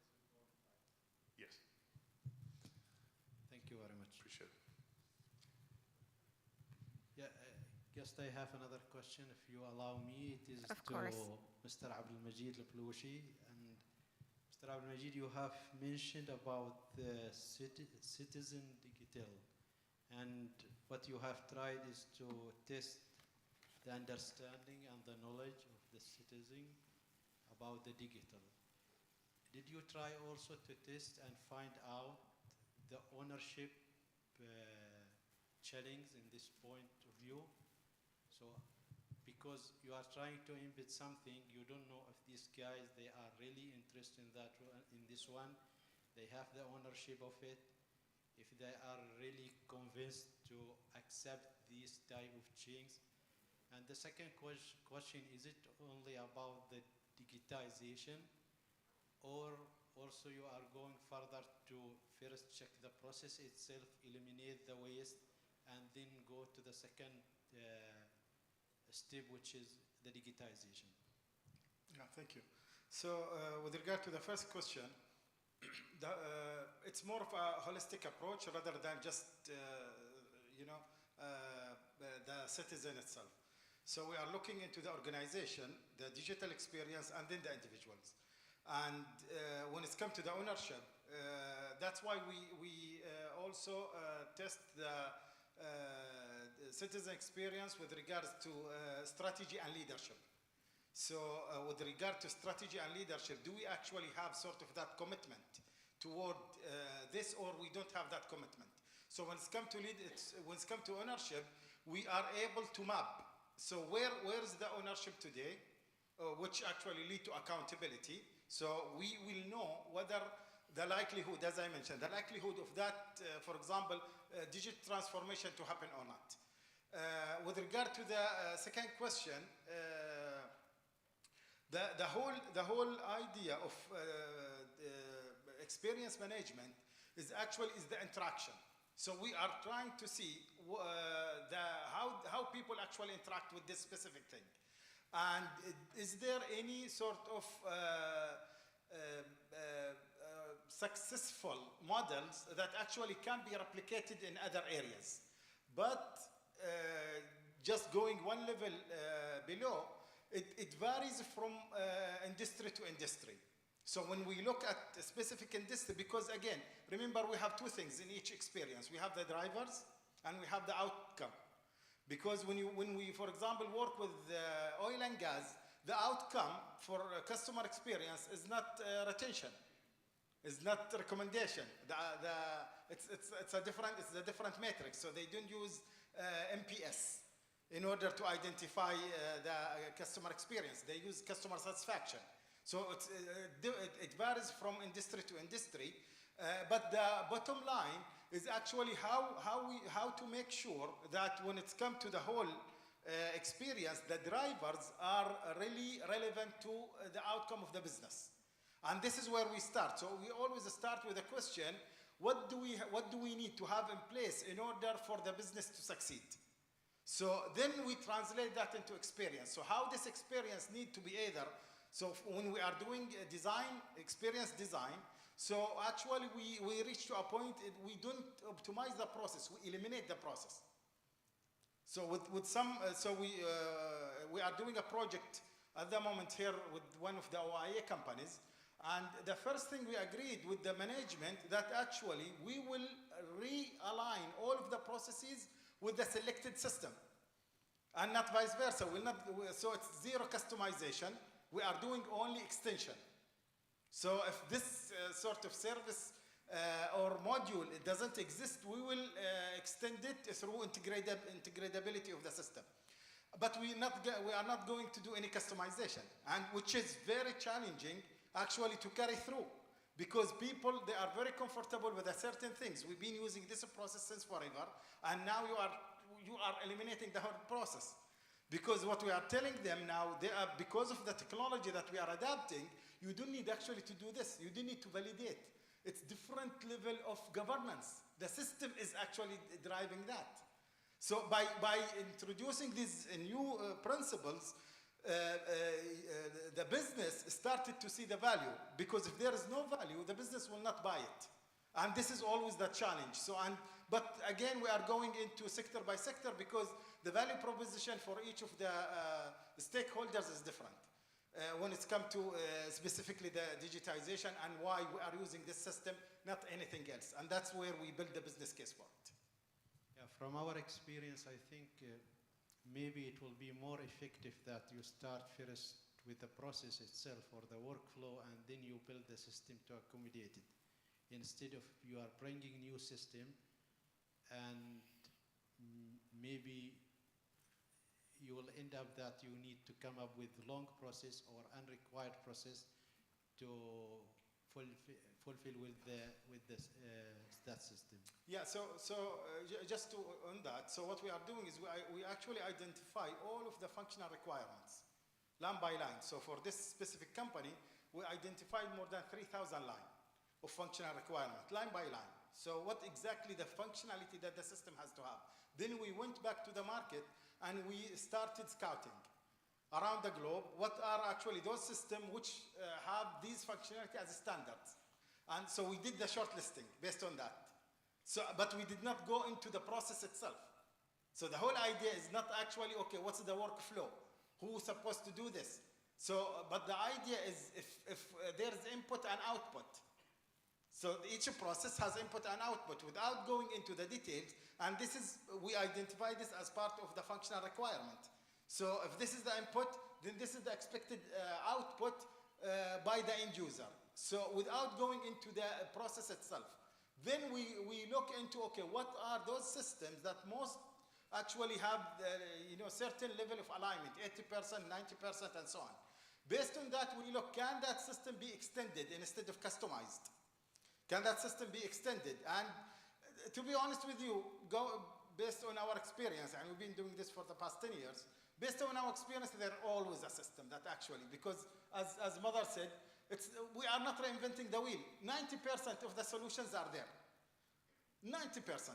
And now with the integration systems like Microsoft Azure and others, you actually can integrate any systems, from even with different platforms, different technical specification, because also we do the technical specification requirements. So we identify whether the system, for example, cloud, it's a service-oriented architecture or it's not. So all of this we also go and validate in order, and the third thing we validate as well is the total cost of ownership. So what is the total cost of ownership? How much it will cost us to actually invest in the system for the next 5 years? So we look into the functional requirement and we identify line by line what exactly is required. We scout the market in order to identify the shortlist. We recommend the systems, and then we look into at the same time, we also look into the technical specification, what exactly is required for this company or this organization, and finally, we look into the total cost of ownership. Because as you know, companies, when you compare, for example, even with ERP, Oracle versus SAP, it's a different model. Total cost of ownership is completely different. And these are some of the things we take in consideration when we look into the whole digital experience. Any other questions?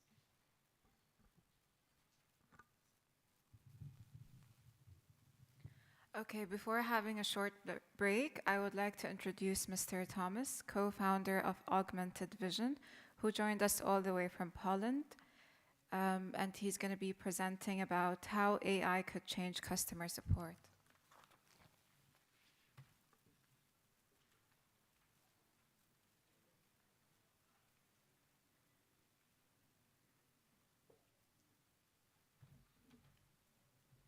Hello, nice to meet you.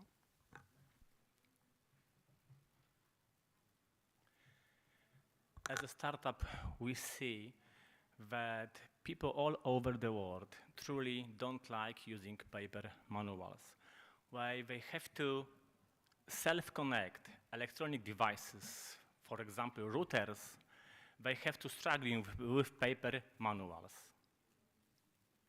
On the other hand, we see that companies are supporting their customers using the same tools as 20 years ago.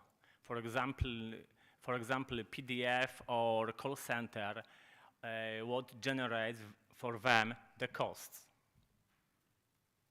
So augmented vision is an AI application which could solve the problems.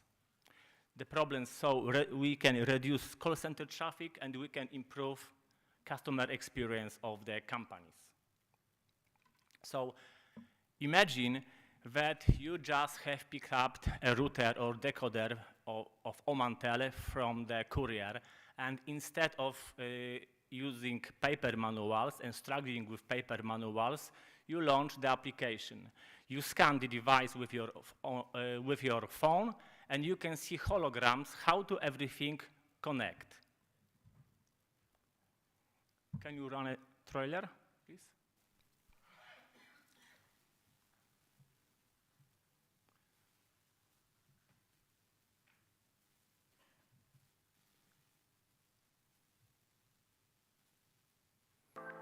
So our algorithm recognize the device, recognize the slots and the cables, and after recognizing, augmented reality holograms show you how to everything connect.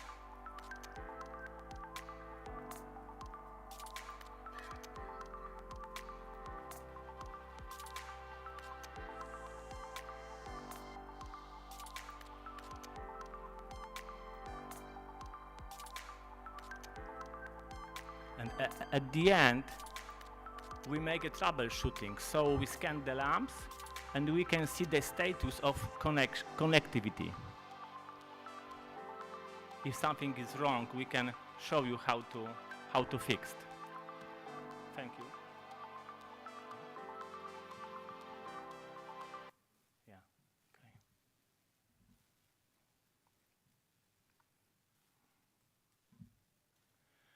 To achieve the effect, we combine 3 technologies. We are to generate deep learning algorithms for computer vision. We use synthetic data generated by virtual reality. We are working with Orange Group in Europe, and we can show you we can report that 85% of customer of Orange rated our application as a very useful tool for connected and configuring the equipment. Our application is ready for 5G, and we are the part of 5G Orange Lab, where selected startup present their application how to use 5G in industry and the telecommunication.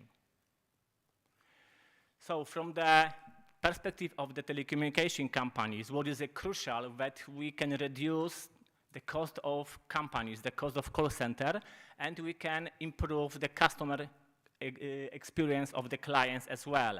So imagine the world without paper manuals, and I would like to invite you to my booth when we can discuss the opportunity of the partnership, and we can make a live demo of the application. Thank you for your attention.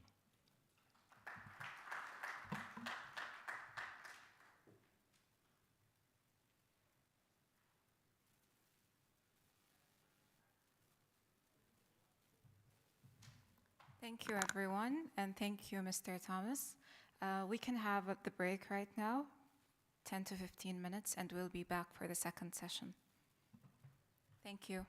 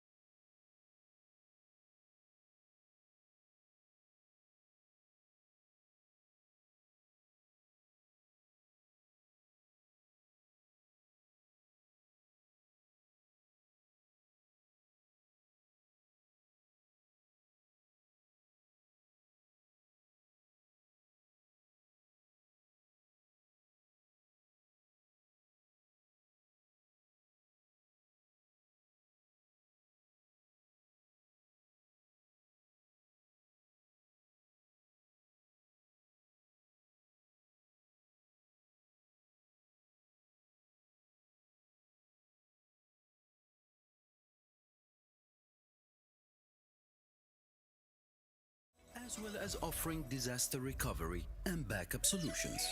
Our progress continued with the addition of enhanced security services, public cloud, and a dedicated cybersecurity center.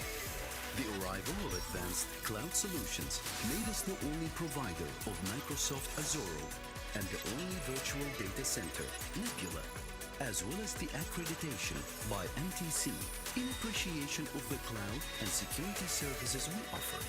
The tech advancements continued as we introduced Nebula AI with NVIDIA technologies, as well as our support to help customers transform to Oracle Cloud infrastructure. With our evolving technology, continuous innovation, we enable organizations to optimize performance, empower employees, and meet their goals with digital enablement journey. We continuously strive to deliver on our promise to enable the digital transformation of Oman through our customers while complying with the Sultanate's regulations on data sovereignty. Our powerful solutions, backed by premium SLA-based services, include infrastructure as a service, cloud solutions, platform as a service, software as a service, managed security services, professional services. We endeavor to support the Omani SME sector, enabling them to build technological advancements to enhance their performance and increase competitiveness. Our journey to the future continues to enable your digital transformation.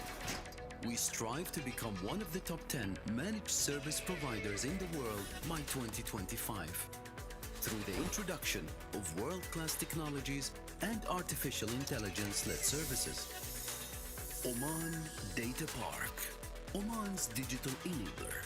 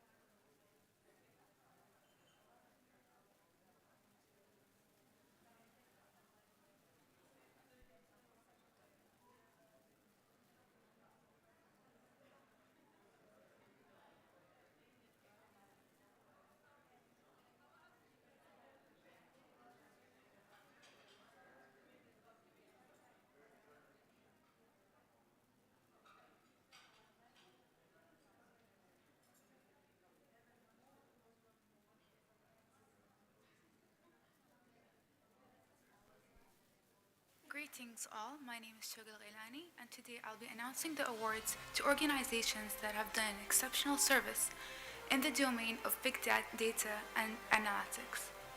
This is the second award for big data and analytics and there are 14 categories.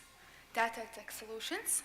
Innovations, best use of AI and data tech.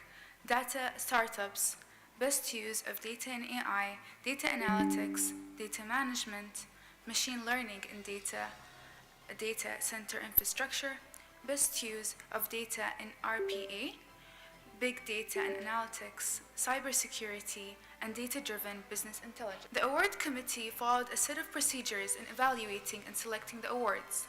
Each organization was able to apply to a maximum of 4 awards. There was a specific timeline used with the jury members to nominate the winners of the awards. We would like to extend our gratitude to the following jury members. Now I would like to invite His Excellency Dr. Ali Shaydani, Undersecretary for Communication and Information Technology, and our CEO, Amr Ba'boud, on stage to hand out the awards. The award for Big Data and Analytics goes to Petroleum Development Oman.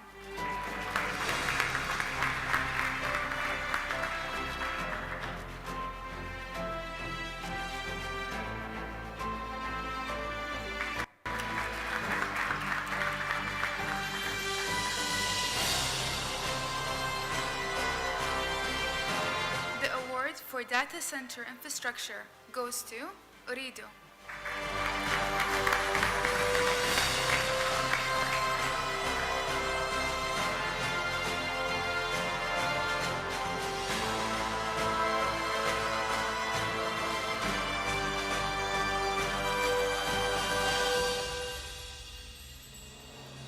The award for data-driven business intelligence goes to Mala'a.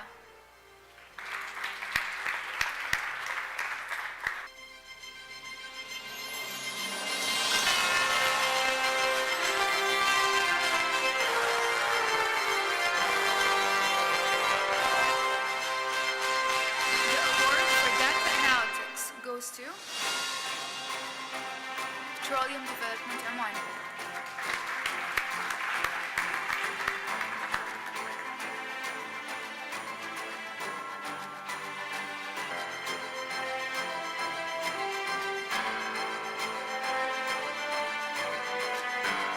The award for data management goes to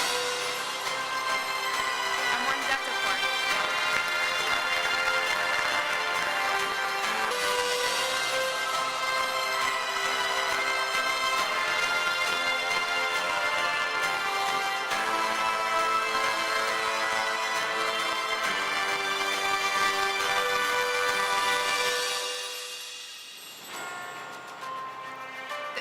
For cybersecurity goes to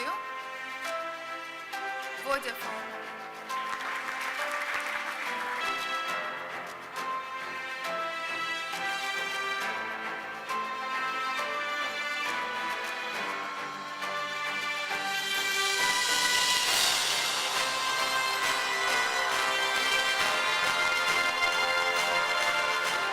The award for innovation goes to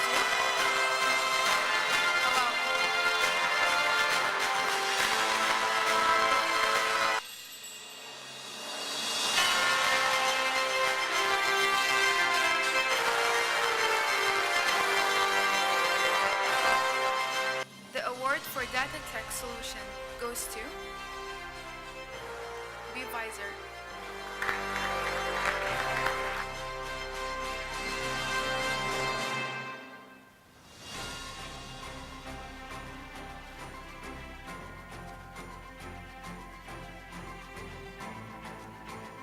The award for the best use of data for IoT goes to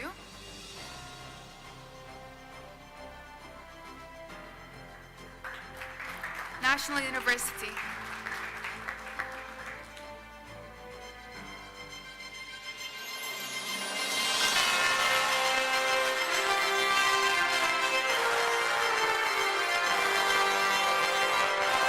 The award for data startups goes to Bevisor.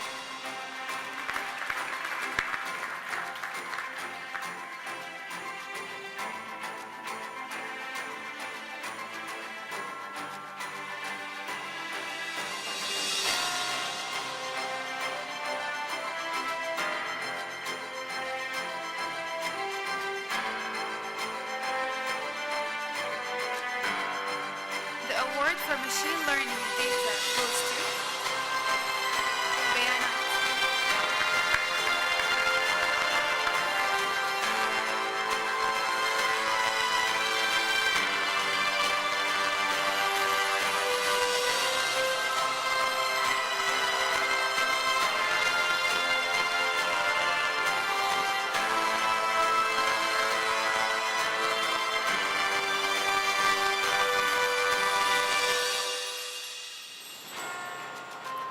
The award for the best use of AI in data tech goes to National University.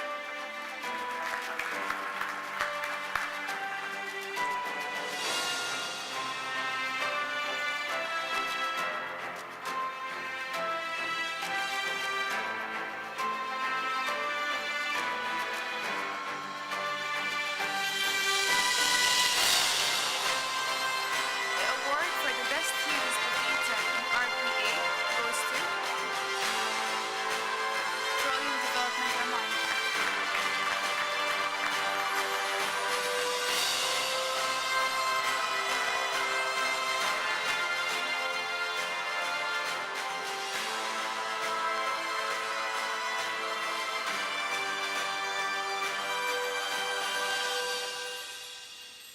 And finally, the best of the best award goes to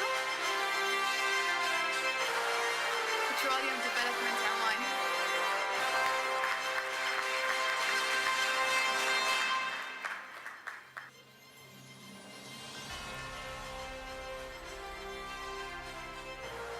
Congratulations to all of the winners, and we would like to invite you all to come on stage to take a group photo with His Excellency.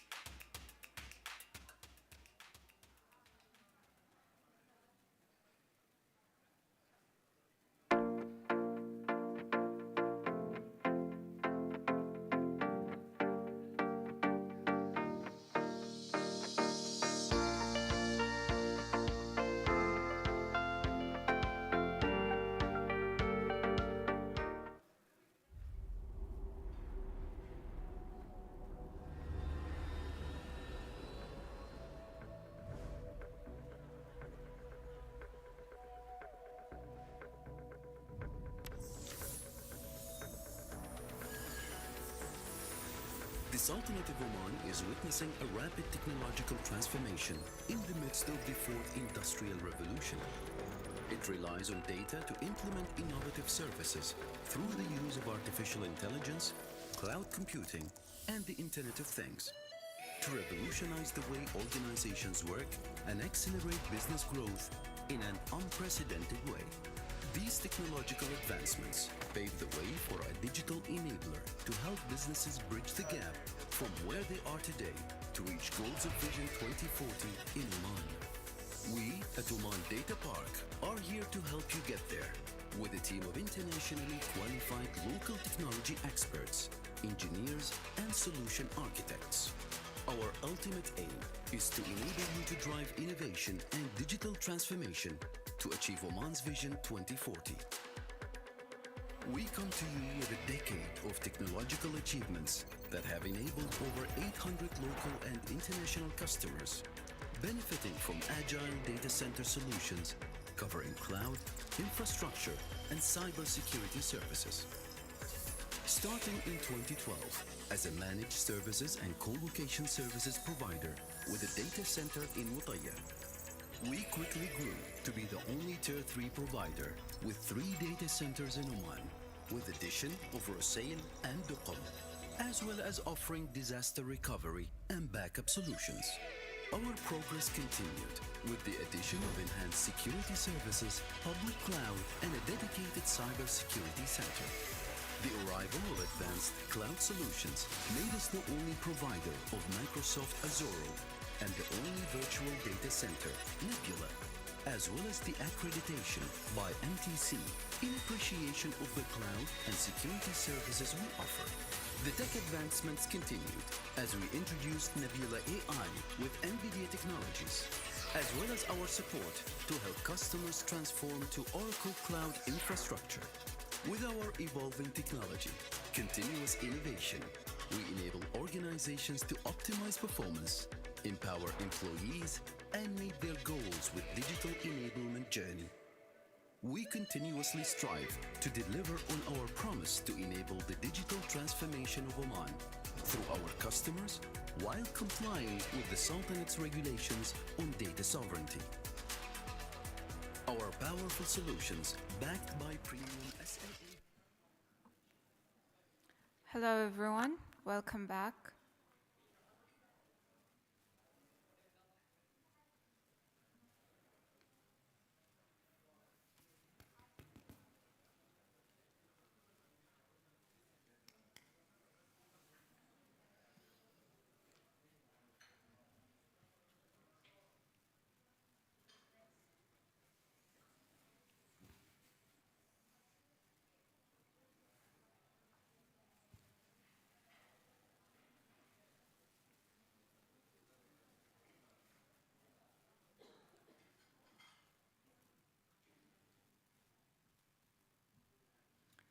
I would like to welcome our guest speaker, Mr. Khalid Matar Salim Al-Badi, Head of Application Section from Civil Service Employees Pension Fund, with his topic on AI, big data, and data security in pension sectors.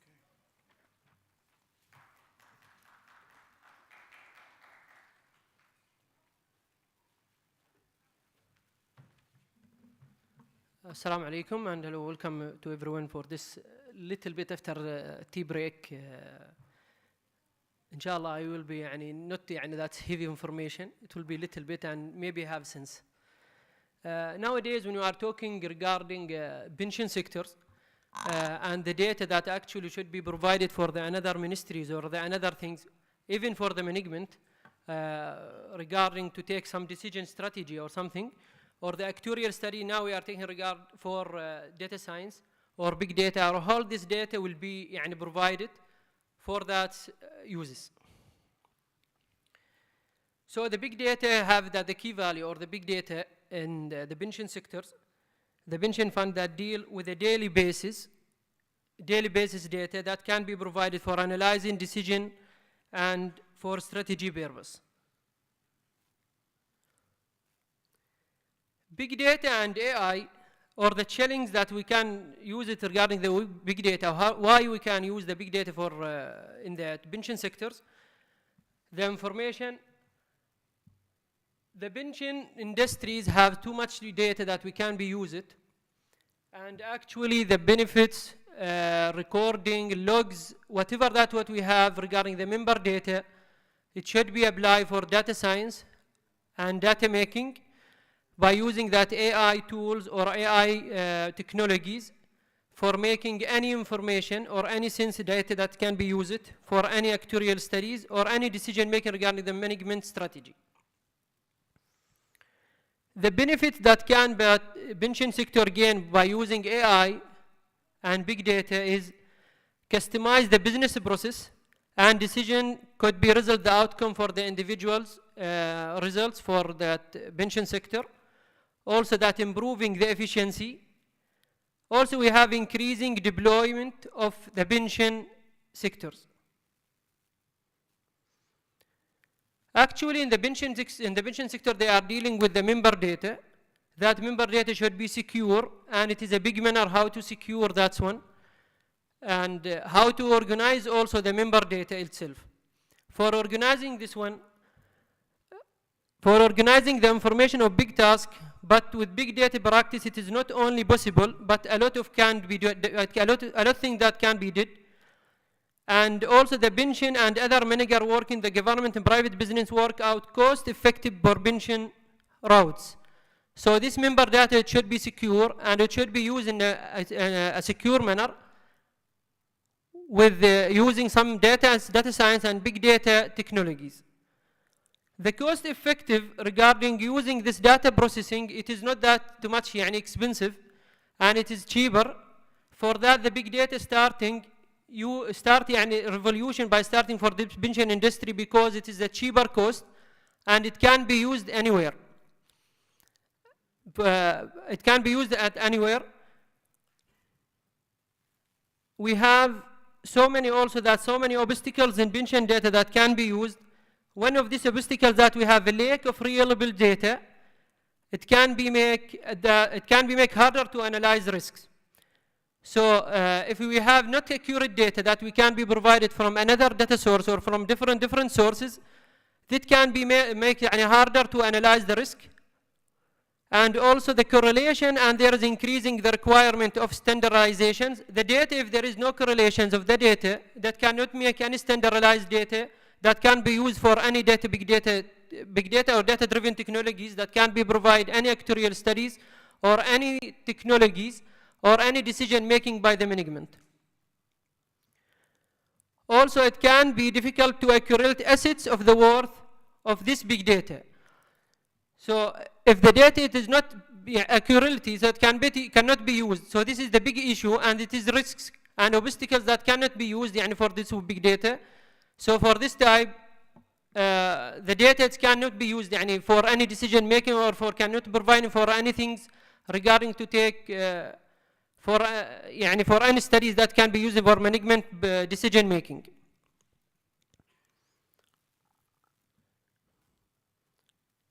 If we are talking regarding the futures of using big data in pension sectors, so the appropriate big data technologies or data-driven technology that can be used or help the pension sectors, the pension industry to flourish and provide incredible economic safety to the pensioners.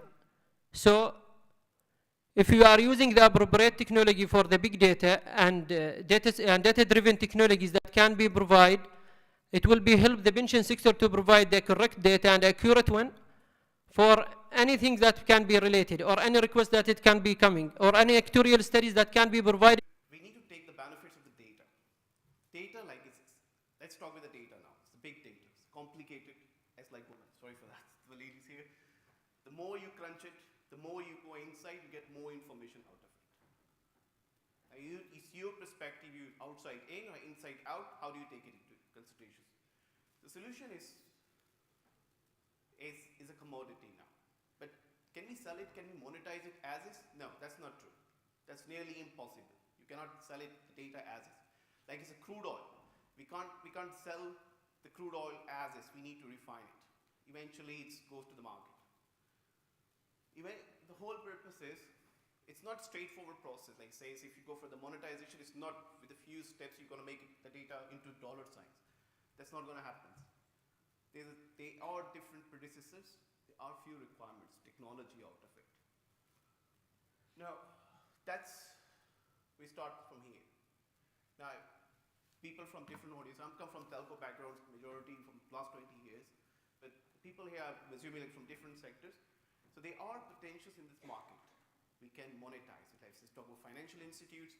I can use the big data to plan my ATMs and CDM machines. I can use big data to open up any kind of businesses.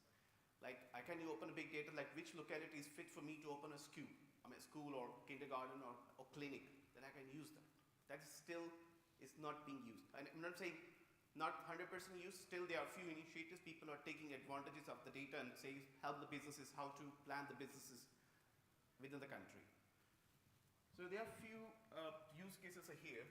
It talks both in classification, internal, external monetizations as well. Now, what I'm saying is not something wet finger in the air. Am I saying something wrong? I have something to complement what I'm saying. There is a report says by 2027, CJR is supposed to be 17.53.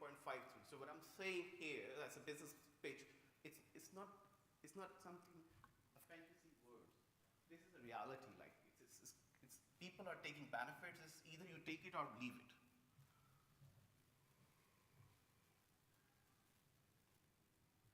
Now, here it comes for the use cases, like we have some few segments of the market, we have some use cases here. Well, it says internal monetization, you can monetize within your company, within your business, or within your group, or you can external monetize. But most important is monetization here. And if you just highlight footfall analysis, they have multiple malls here in this city. But which mall is the best for me to open an outlet? There's affinity, interest, behavior ratio, there's an internet profile, there's smart city application. So what I'm trying to do, like the data, there are different data sources. Like if I'm come from telco, I'm from any industry, we have all our habits are being recorded. There's another study, Howard says, there's a big difference between customer and consumer. See, let's say if I'm paying the internet bill, I'm a customer to Oman Telco, let's say, for example. But the people who are using the internet are the real consumers. You don't need to focus on the customer, you need to focus on the consumers. Who are the consumers? My kids, my family members. So every single activity, every single behavior is being recorded. It's recorded by Netflix, it's recorded by your Google, it's recorded by whatever you do on internet. Everything is being recorded and it's being monetized. There's few use cases here. There's a different sector, start from the government sector.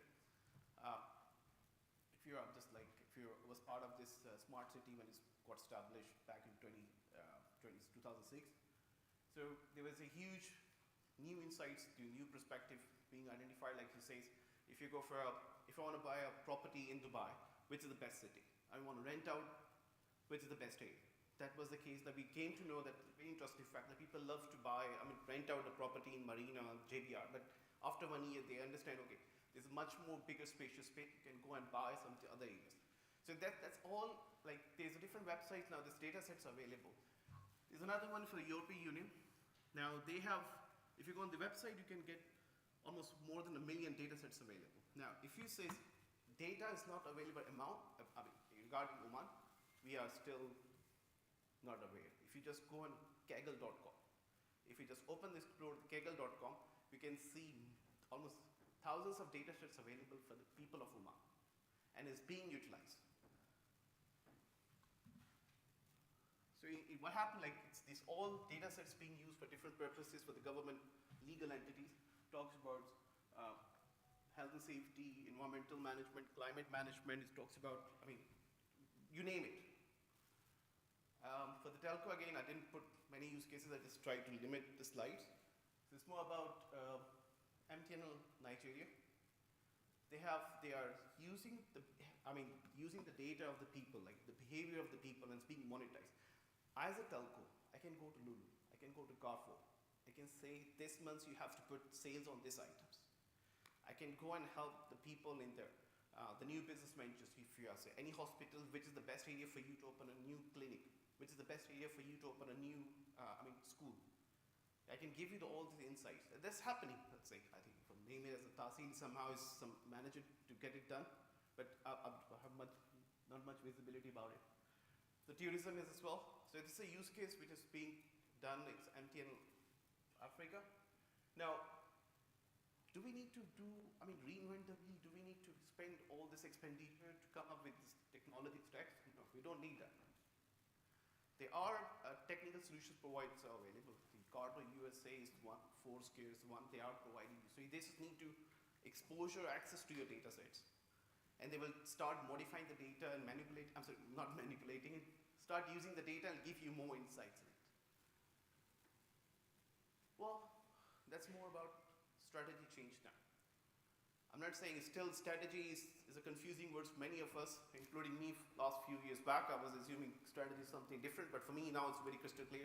Strategy, the way you want to achieve, where you want to go from point A to point B. That's your path, that's your approach. Approach is strategy. So we need to change the strategy to be in a market on it.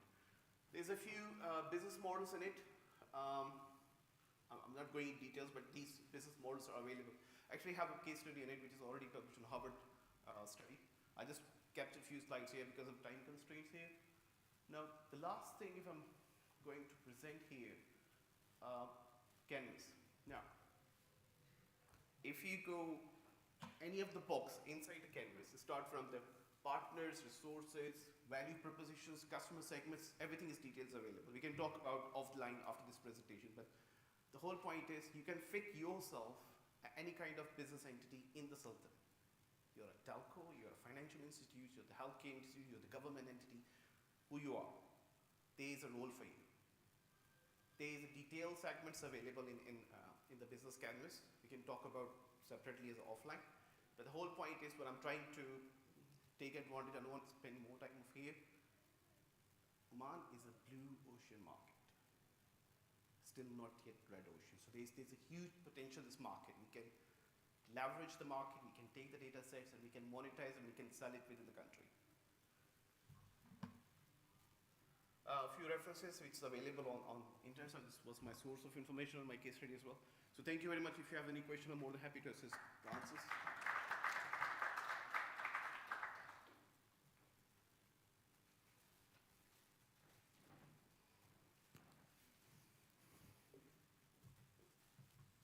Thank you, Mr. Shabir.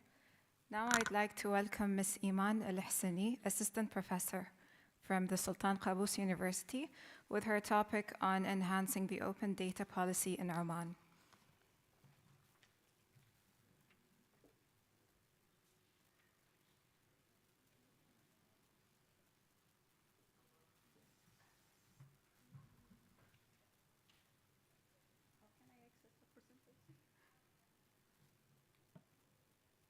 السلام عليكم ورحمة الله وبركاته جميعا.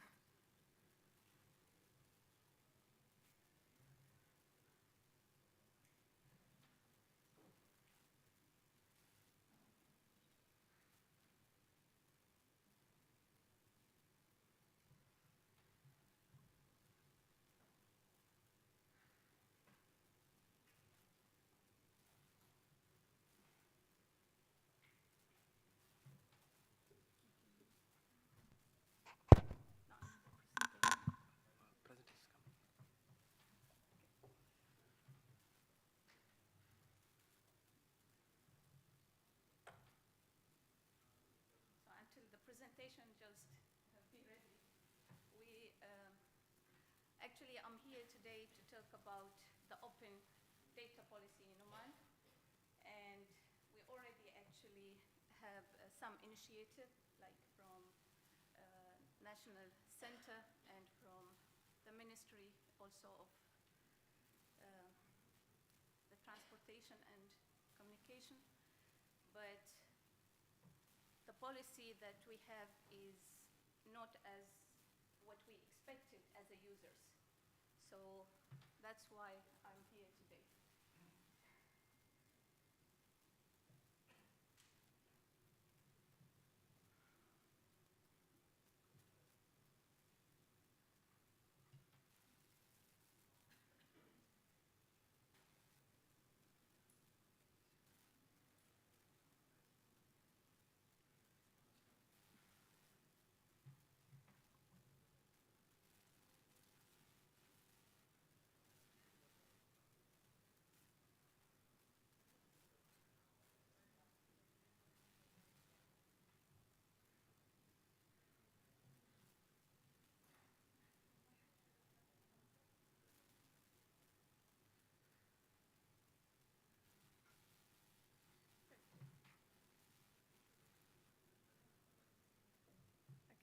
I said, we are here because this actually like a project or a beginning of a project with a team from Department of Statistics at Sultan Qaboos University.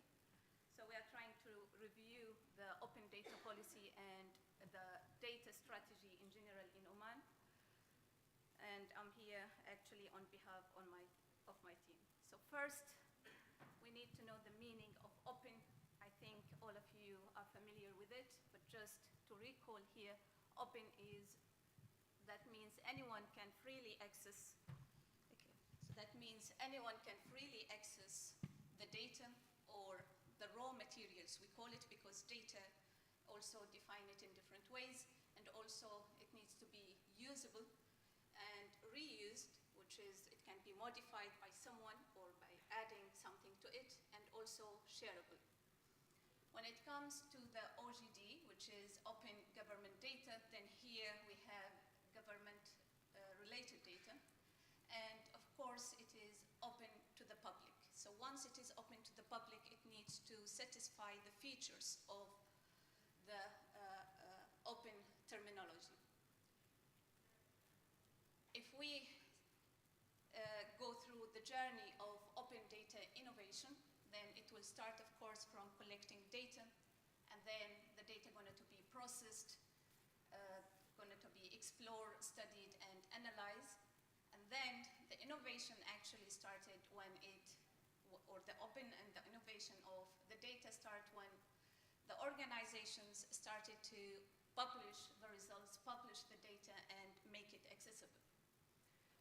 And that involved to have we have data preservation here and data reuse, and then someone going to create a new idea from that data, and the research continue.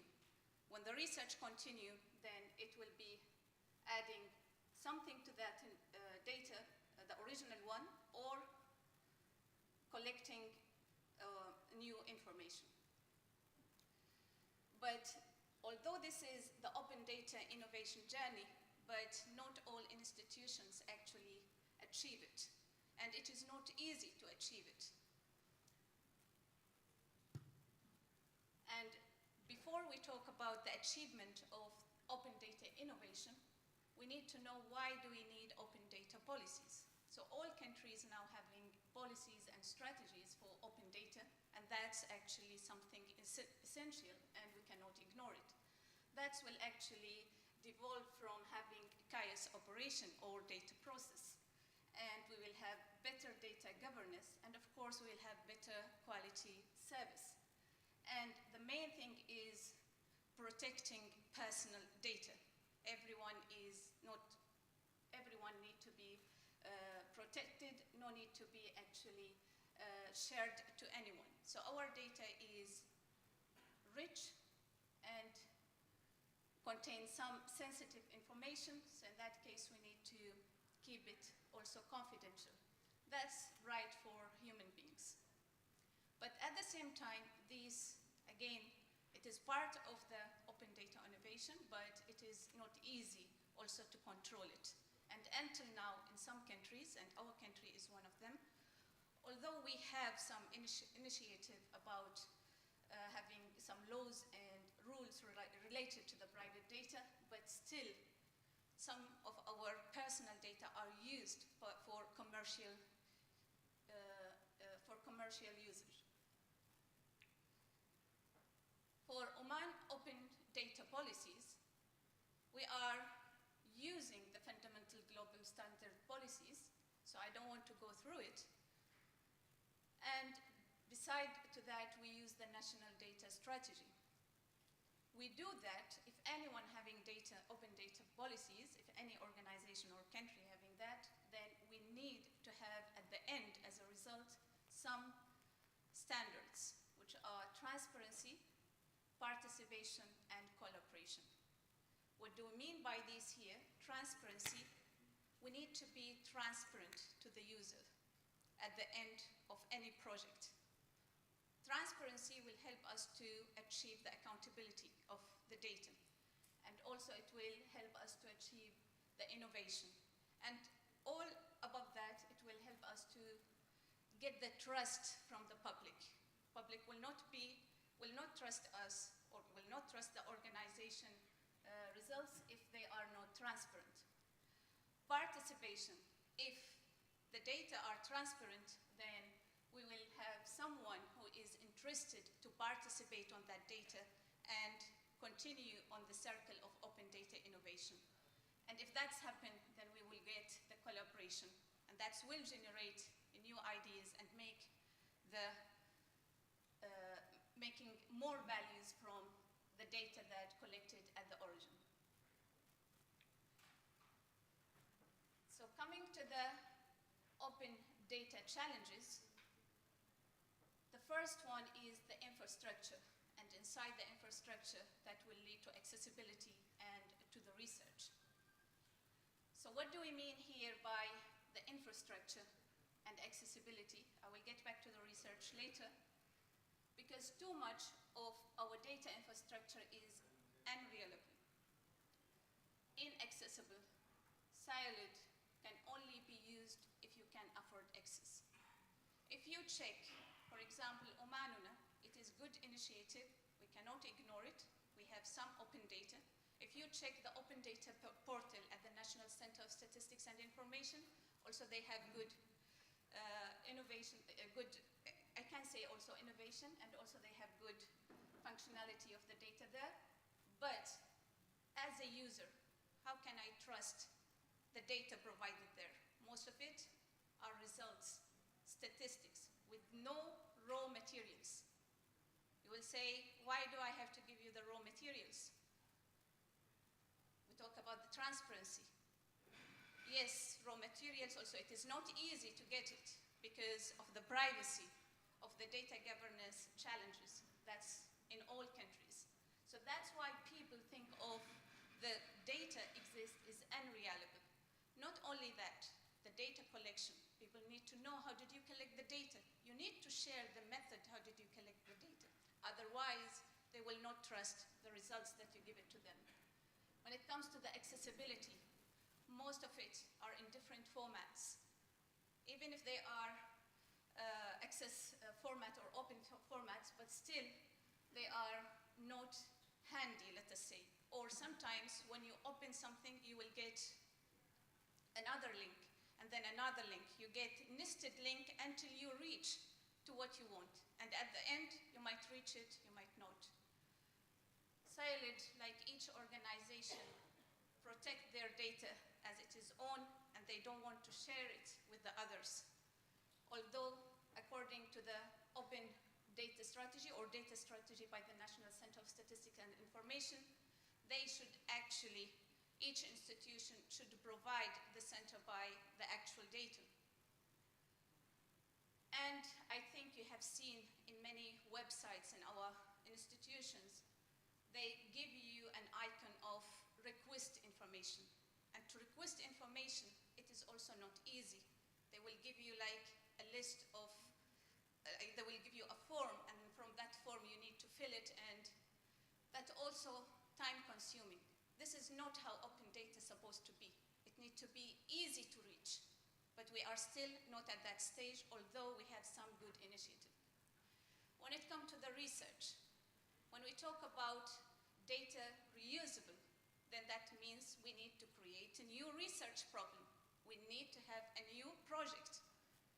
So here is the research. Research cannot be run by just tabulated data or frequency or statistics. It needs some raw materials. So these are challenges, and this is not just in Oman, even in the countries like UK and US who are actually leading open data at this era. So get back to the open data innovation journey. Let us see where the issues actually. We have the transparency problem occurs from not providing any description about the data collection to your users. And also, how did you process and how this data analyzed? So here, there will come some trust and reliability issue related to the transparency. When it comes to the data publishing access and data reuse, we have some governance problem here related to the privacy. Results explain ability. When it comes to analysis, we all talk about AI, machine learning, OIT, but not all public actually can understand these terminologies, or also they don't know how to interpret that result. So how can they trust you if you're just giving them just the final results? When it comes to data preservation, and here is the infrastructure problem, where do you store your raw data? And sometimes you archive it, and if you think of it, there is no data repository, or weak or poor data repository. There is no identifier. For the data to be open, it needs to be findable easily. To be findable easily, that means it needs a reference. The reference that we have until now, it is mainly like URL, or we have it like it is related to the owner, which one. But I cannot identify it by a unique access. So the data repository identifier is lacking here, and also data management. When it comes to the creativity from, because if you read about open data, even from higher education or in national center or in any definition, when they say it is shareable, that means they need to have creative projects from that data from the public. But how can they get it actually? This is again related to the transparency. It is not transparent, then it will not be accountable by the public. So how can we improve that? Just, you might say, why you are saying that about our open data? I'm from this country and I care about our open data. And also I appreciate all the work done by all people who are working in this field. But I need better data infrastructure. If I get back to the data strategy from the National Center, I tried just to do the word cloud in a very quick time to see what are, sorry, it is in Arabic here, just to see where the open is here at the strategy. It is just data policies, or data strategy, sorry. And if you see the words, the bold ones, they are all related to central institution. So that means we have restricted data management system. It is not open, it is not general, it is not controlled mainly by the center. And when it comes to also saying jiha, mani, sanf, so this is mainly jiha and mani, that means there is no clear linked governed data to the users. It might exist, but still we need more work to show it to the users. There is also no identifiable open data repositories. When we talk always about open data, then we relate it to open sources. If we look to the open sources, they have some data that is accessible, and it comes with the program, like in R, in Python. There are some data that can be taught to students. For us, we don't have it. There is no contribution, not just from our country, from the Middle East in general. Why we don't have that? Because to create data packages to be used in these open sources, then it needs to be identified well, cited well, to be shared and used in teaching. You want people to be data scientists, or you want better teaching quality or better education, then people need to be linked to their local data. We should not teach them data just from US. We should not just train them data from UK or US. We need some local data to be used in education and it to be linked with the open free sources. And for the accessibility also, when we said about transparency, accountability gap here, again, this is from the data strategy and from the open government data policies. The open is just on that other cloud at the left, but it is smaller than the data itself. Again, see at the strategy, talab, request. It It is open. Why shall I request it? I shall request it if I ask for very detailed. So this is actually about some issues related to the data. When it comes to the research, let us see there is no cost-benefit analysis. I couldn't find any cost-benefit of the existing data. And there is no also initiative from any institution to see if people actually using their data that they published, and it might there, but it is not recorded. So for me to search about the cost-benefit analysis of Oman Open Data, I cannot see it. It might be there. Maybe someone did it, but it is not published. Transparency, accountability gap, that's again because of people cannot trust and cannot rely on what is exist. There is no open research principle policy. All what we have data strategy and we have open data policy. So what we recommend here, to maximize value from data, we need data infrastructure to be high quality. Why we are talking about high quality? Because people usually, when they talk about open data, they care more about protecting the transparency of the data rather than improving the quality of the data and make it shareable. So, of course, we need it to be high quality and as open as possible, but without affecting the data protection of people or the national security or also the business model. At the end, commercial benefits or commercial confidentiality is important. Not any private institution will share their raw data, but there are some techniques can help them to share some of their raw data, and it can be rich for research and for analysis. So how can we do that? We need open data management system.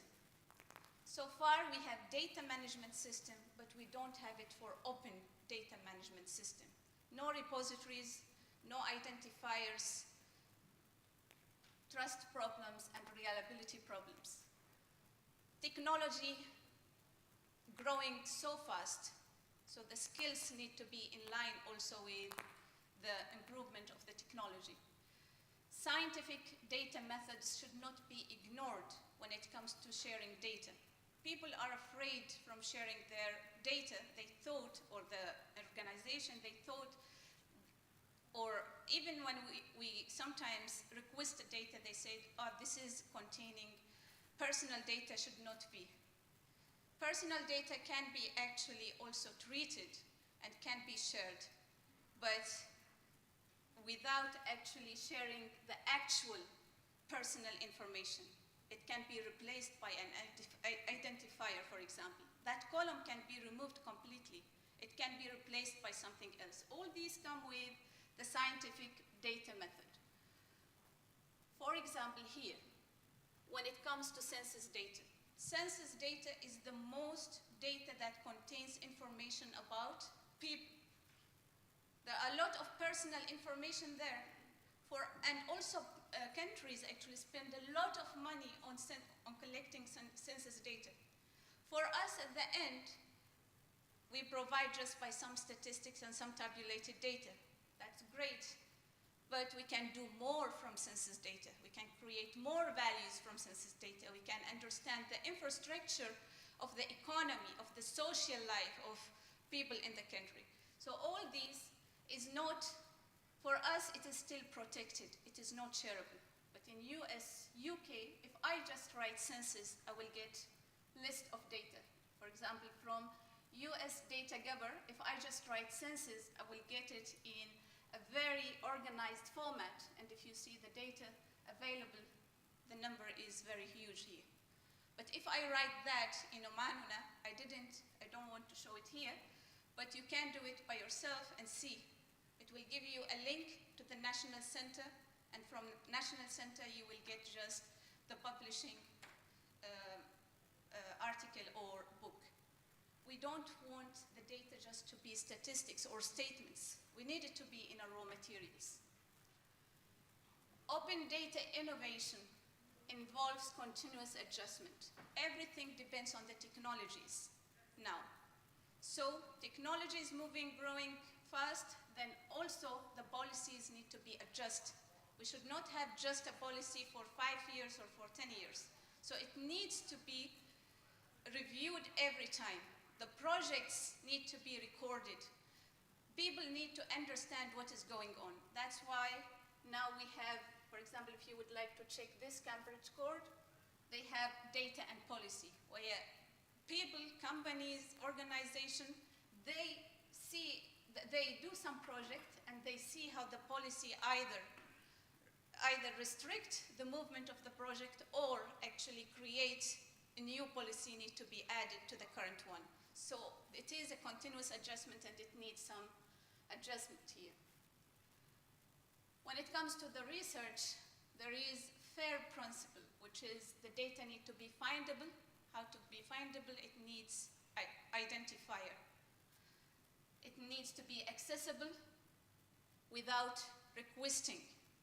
It needs to be interoperable here, and it needs to be reusable. These principles were actually done by researchers, and if you are interested, it is published actually in 2015, and people say that, and this is again related to the cost-benefit analysis. There are a lot of funds done for research, but after publishing the results, the things is dead. The data need to be getting from that researcher and added to a repository. If someone would like to do the same project, they should not start from the beginning and request fund and collect data. They should start from once that person finished. But what is happening here, we don't have it. People get actually in medicine, in economy, we spend a lot of money in funding some research project, but at the end, we don't use the data. The data is archived somewhere, and just we share the results with the people, and then it stopped. So that's for the FAIR principle. I would like just to acknowledge my team, Afra Al-Manai, Dr. Ronald, and Dr. Batul Al-Marzouk from Saudi Arabia, and the Turing Way from the Turing Institution. Thank you very much.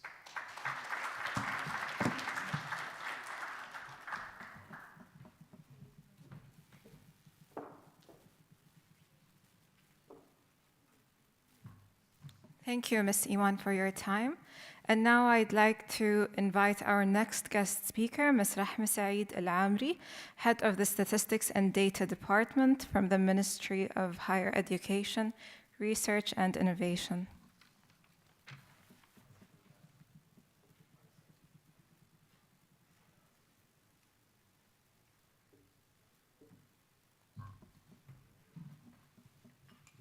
Assalamu alaikum. Good afternoon, audience. This is Rahma Al-Amri from Ministry of Higher Education, Research and Innovation. It's my pleasure today to give you a speech and to participate in the event. Although it is, I have been informed just last Thursday to participate in this event. So I rushed in the weekend to prepare, and I have chosen the data monetization as my topic. So it is the second presentation on data monetization. So first, let me introduce myself. In 2011, I have graduated from SQU with Bachelor of Management. At the same year, I got hired at the Research Council, which then was merged with the Ministry of Higher Education. During that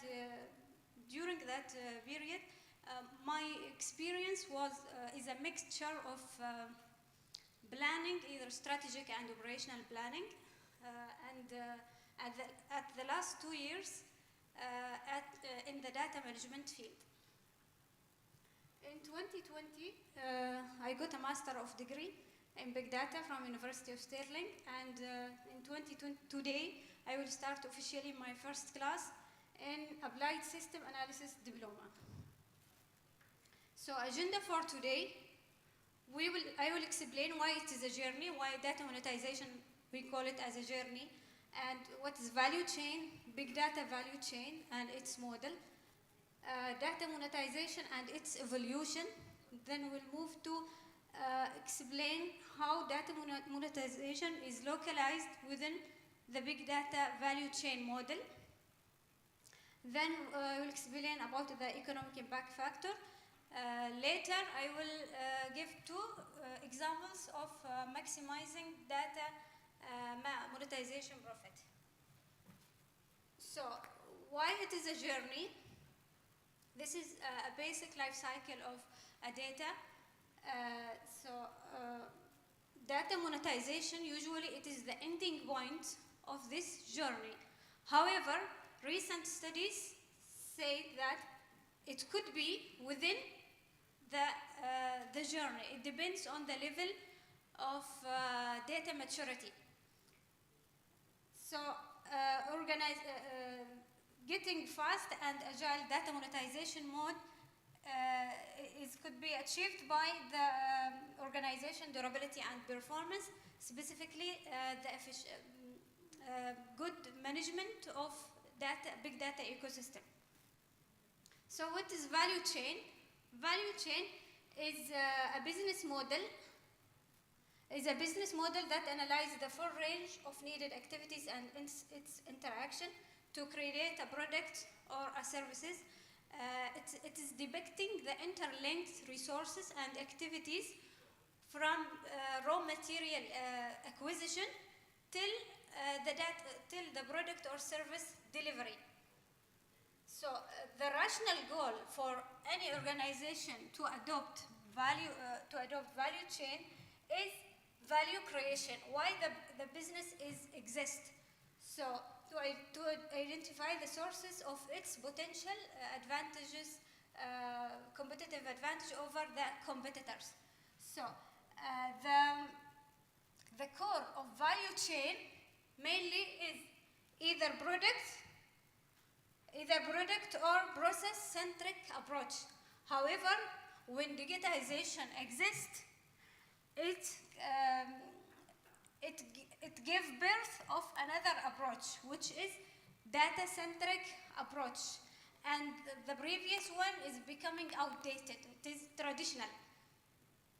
So digitalization, since processes now are digitized and most of our daily activities are transformed to digital records, so this brings out another source, an often neglected source of value, which is information or data. So, for that reason, big data value chain exists, because the previous traditional value chain become inappropriate to manage our intangible asset, which is data. So, big data value chain is a mechanism that defines a set of repeatable processes to extract data value through its entire life cycle, which means that, as Courage Mandi said, Courage Mandi is a senior advisor for Microsoft CEO. He said that the raw data is becoming the raw material of this value chain, of this big data value chain. So, why should data-driven organizations adopt this model? This is because it helps to cope with the different phases of the digital data life cycle, from data generation till knowledge creation. Second, get the most from the daily generated data, which is the source of power. There is a saying said that data is becoming the cornerstone for creating opportunities. Then it helps to well-manage set of interrelated resources and processes. Finally, it helps to align with the data, with big data complex ecosystem and the big data Vs. I think you are familiar with the Vs. There are 5 Vs, 7 Vs, and recently it reached to 14 Vs. Volume, velocity, velocity, variety, no need to go through them. So data, exactly like crude oil, it is not useful until we mine it, analyze it, and gain the knowledge. So data crossing 4 different pathways, starting from data as a raw data, then we process it, clean it, using some analysis, maybe. Then it moves to the information. We get information. Information as well is getting processing till we get knowledge. Knowledge, maybe we add to that more sophisticated analysis like AI or deep learning till we get to the action. So this is the big data value chain model. Since the big data system is very complicated, it was very important to make a composition of the stages. So those stages, first one, data generation, which means that data are actively or passively generated by human sensor machines, etc. The next one is the data acquisitions, the process of collecting the data, transfer it. Then data pre-processing, which means cleaning data, because most of the collected data might be noisy, redundant. So if we use it as it is, it will impact the data quality. Then data storage, which means the management of the processed data and management and to ensure its scalability and fast access of the data. Then data analysis, which means mine it, analyze it, and come up with the correlations, patterns, and insight. Then data visualization, communicated to the decision makers in a fashionable representations. Then data exposition, which means to expose the data either internally to the within organization or externally. So data monetization, what does it mean? It means that using data from an organization to generate measurable economic profit, either as profit, cash, or non-monetary value.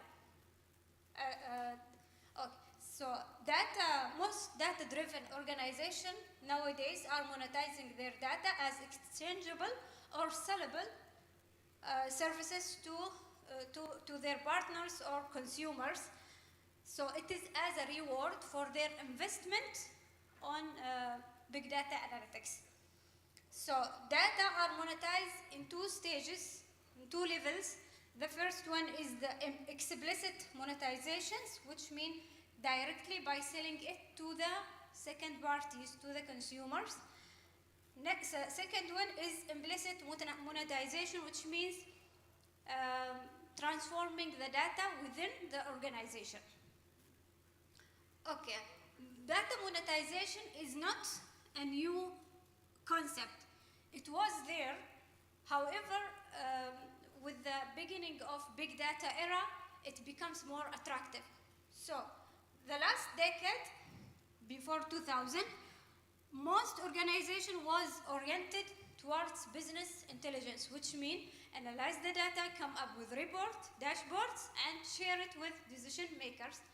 After 2000, between 2000 till 2010, it appears the implicit data monetization, which means within the organization, sharing data within the organization between departments.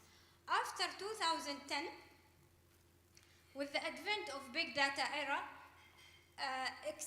data monetization becomes more used, and the data are integrated more efficiently. So this link, anagram, can you show, please?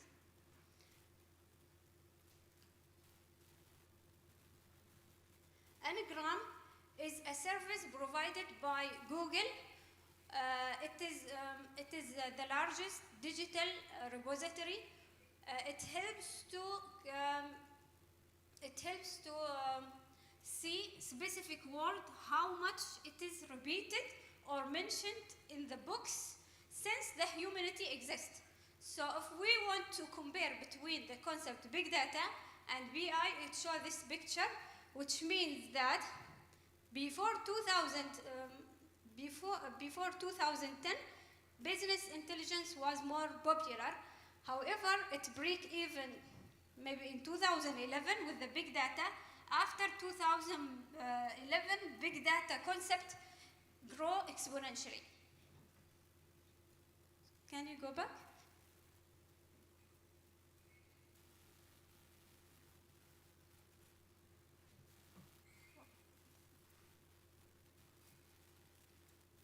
Okay, so you remember the model I explained? Data monetization, unfortunately, as an integrated part was not mentioned in the previous big data value chain. However, this is another study. I like what they wrote in their research. They said, we propose a marriage between big data value chain and data monetization. So they come up with two models. The first model, they call it reduced big data mode. So it is the same as the first one. The difference is that they move data exposition. Data exposition was the last stage. So they say that data monetization could be enabled in this stage. So data sharing, it could be shared in the data storage because data are there managed. So organization at this stage can sell data as it is raw data to the partners, or in the data visualization stage, they sell it as ready-to-use insights. The second model, which is full big data monetization, they suggested in the study that if you notice that we have here data storage. In the second model, data storage is not there. The study suggested that the middle three stages are considered as data storage layers. So they recommend that the data sharing could be enabled in the data acquisition or data pre-processing, and insight sharing could be processed at the last two stages, and which is meaningful. I prefer this one, which is meaningful, and it reflects what's happening today. So this is economic impact factor. Data monetization projects are classified based on their intended value. This project, for example, is intended to increase profit, increase revenue, sales, bring new customers, or lower the cost, process automation and lower workforce, process optimization, or other impact such as brand loyalty, etc., which help to increase the organization credibility. Then BBVA, which stands to Banco Bilbao, this one is a global leading digital financial group. It is leading in big data monetization. In 2015, the CEO of this organization come up with this idea, that framework. What they do, they bring all their data monetization projects and they are positioned to the 3 nodes. So which means that, for example, number 8 is Mexico. Mexico is a project in this organization. It helped to increase the revenue. However, number 1, process optimization, it helped the organization to achieve more efficiency and lower the cost. So this framework helped the organization to balance the data monetization projects and see it visually, and to make sure that there is a financial gain from their investment, because they invest a huge amount in data analytics. On the other hand, they get a reward, which is the profit from the data monetization. Okay, now I will give you two examples of how organizations are really applying data monetization. So this is a story about Walmart. Walmart in 2004. In 2004 there is a hurricane. So, but before that I will give you some information about Walmart. It has 460 terabytes of purchase data. It has 100 million customers, 20,000 stores, and 2 million employees. So it is like a metadata about Walmart. So in 2004, there is a hurricane. So Walmart its goal was to fill the stores before the hurricane come by the most needed products and make profits. And there was another tornado hit the town couple weeks ago. So what they did, there is a question need to be answered by their data. What are the customers' purchasing behavior prior to the hurricane? Which means usually people before the hurricane, what they are buying. So Walmart invest their resources to answer these questions by their data. So they decided to explore the data, their transactions, financial transaction of the last hurricane, and do predictive analysis and see what are the most purchased products prior to the hurricane. And see what they found. After data mining, they found that strawberry pop tarts was the best seller, 7 times its normal sales. Maybe because it is ready to eat, no need to cook. As such, trucks rush to the Walmart stores and fill the store and shelves with strawberry pop tarts. Okay, the last example, it is imaginary story. Have anyone heard about this story? How to order pizza from Google? So it's a new story. Okay, it is imaginary, not a real. So this is a conversation between a customer and Google. Imagine that in the future, Google buy Pizza Hut. So the customer said, call the Google and said, is this Pizza Hut? Google said, no sir, it is Google Pizza. The customer, I have dialed the wrong number. Google said, no sir, Google brought Pizza Hut last month. So Google, the customer said, okay, I would like to order a pizza. So Google said, do you want your usual, sir? The customer said, my usual, you know me. So Google said, according to our databases, your last 12 orders was an extra large pizza with 3 cheeses, sausage, pepperoni, mushrooms, and meatballs on a thick crust, based on the database, based on your history. So the customer was happy, said, super, that's what I have. So this is customer satisfaction. It is part of the data monetization. Google said, may I suggest that this time you order a pizza with ricotta, arugula, and olives on a whole wheat gluten-free thin crust. Google suggests another choice for him based on what? Based on his history, medical record. Said, what? I don't want vegetarian pizza. Google said your cholesterol is not good based on medical records. So the customer, how the hell do you know that?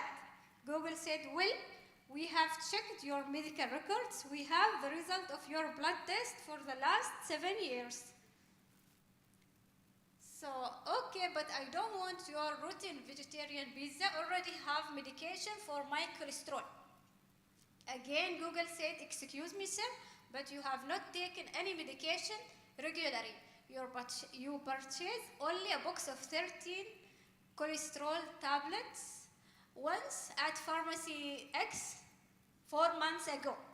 So Google knows that he is not taking the medicine, and he is not buying the medicine, and from which pharmacy he last bought it. So I bought more from another pharmacy. Again, Google said, that doesn't show on your credit card statement. I paid in cash, but you did not withdraw enough according to your bank statement. Even the banking details was there in Google.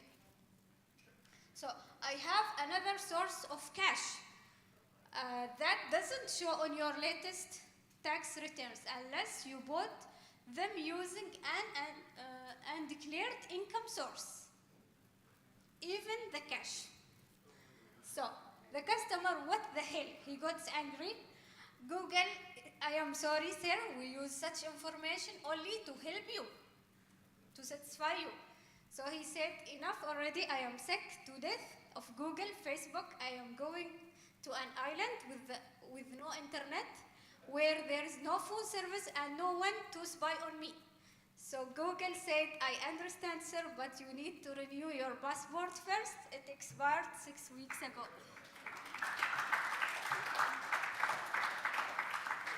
That's all. This is the end of presentation. Thank you.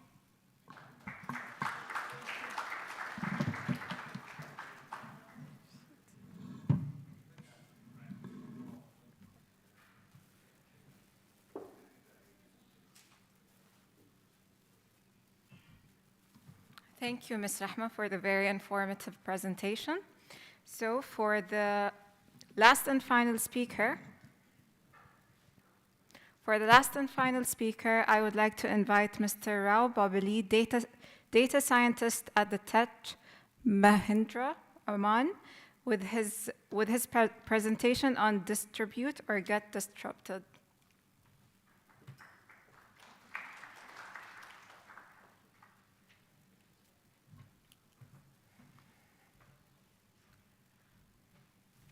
Assalamu alaikum, one and all. This is Venkat. I'm working as a data scientist for Tech Mahindra Oman. Today, we will go to the what is the importance of digital technologies, or you mean to say disruptive technologies. Then we will jump into the what are all the rules, why we need to adopt the digital technologies. See here, there is one famous saying in data, like data is the new oil and analytics is the combustion engine. Means you need to identify and any type of data, finding it, extract it, and refine it, distribute it, and finally monetize it. These are the different phases to collect. Our aim is to collect any type of data. Suppose I am running on business. So I am collecting the data, different data sources, like maybe 10 heterogeneous data sources. Maybe some other PI system or ERP system or CSV files, images, videos, any type of data. I need to collect it. I need to find it, where are the location, and I need to extract it. I need to put it because I need to store all the data in one place, because currently the system only big data will be having this kind of feature like HDFS. So any type of data we can put it in this place. Suppose this is my big data platform, we can put all the data into that place, and we can do extract it, and we need to do the refine it, and as well as the redistribute, and as well as the monetize it. So to achieve this, how we can achieve the benefits by using the digital technologies or disruptive technologies. So what are all the ways we are going to see? So why is this topic relevant today? So if I don't adopt digital disruptive technologies, so these are the implications. See, so right now the Motorola disappears in 70 years, and if you take the Nokia, 30 years, BlackBerry, 24 years, because they did not. Earlier, they are the pioneers in that industry, but they did not implement the disruptive technology. Disruptive technology is not like ML, AI, blockchain. These are the kind digital twin. These are the kind of technologies they did not implement it. That's why they are no more. Like we are already seeing OYO and Airbnb displacing hospitality. Airbnb is they came up with a new idea in USA. Suppose I have a house in New Jersey. I am going for a vacation for India for 1 month. I can rent my house to Airbnb and people are uses my house. That is the new disruptive idea, not a normal idea. OYO, like hotels. We are seeing Netflix and displacing cable industry. So as you see, OTT industry like Amazon Prime, Netflix, these are all the displacing the cable industry. And right now, suppose when you take the example of India, we have so many movie theaters. Now movie theaters, now the OTT industry is disrupting because people are not willing to go to movie theaters. They wanted to watch the movies in my television through the OTT platforms like Amazon Prime and Netflix. So this is the one of the thing. Sorry. Okay, what is everybody knows about the industrial revolution 4.0. So these are all the things. Disruptive technologies will together reshape our world and their opportunity for your business. So these are all the things. When you see this one, no? So these are all the green color ones. Currently we are seeing all these technologies. And these are all the future technologies by using this industrial revolution. Okay, what are all the key drivers for my rapid disruption? Suppose when you see, suppose currently reducing the storage, computer and as well as the software cost will be reduced dramatically. As per the Moore's law, the number of transistors, the production is reduced to how? Like the maximum number of transistors or microchips doubles every 2 years. This is the reason why we are having the cheap commodity software to have the storing of the data on the cloud. What is democratized innovation? Traditional innovation is dominated by producers and manufacturers in electronic and computer eras. Suppose earlier before this 2022, so people are depending, they are dominant, like producers and manufacturers are the main dominant players in electricity and as well as they are electronic or the computer eras. Now, shift of innovation from producers to users. User is the god now. Now user is the god instead of manufacturer under the producers. So this is the way, this is the one of the key things. Suppose if the user, suppose when you are giving a mobile phone, iPhone 14 to any of the user, you no need to give any knowledge transfer to operate the mobile phone because users are, they can define their own process, they can apply their own process onto the device. So what are the key drivers? There are new channels and methods. One is marketplace. Marketplace like when you see the App Store, Apple App Store and Google Play Store. These are the marketplaces. Suppose I have developed one application. I wanted to sell my application. Earlier days, we need to go for some other vendor and we need to do some marketing and all. Nowadays, you can have your application, you can put it into the App Store and Google Play Store, then you can monetize it. These are the marketplaces. Next is digital channels. By using the digital marketing, we can market your product. Next is freemium. Anybody knows about the freemium? So some setup, suppose I developed one application. I can give the application access to some set of users on a free basis for some time, maybe 10 days or 20 days. After that, so I will charge. Like a subscription free. So, are you in a spare pack business? A spare pack business is they will follow some set of business processes. What type of business process we'll see? They will follow statistics DNA, core competencies, process optimization and continuous improvement. Suppose when any of the organization is following all these four rules, then that type of organization will be getting benefits. they don't incur any losses.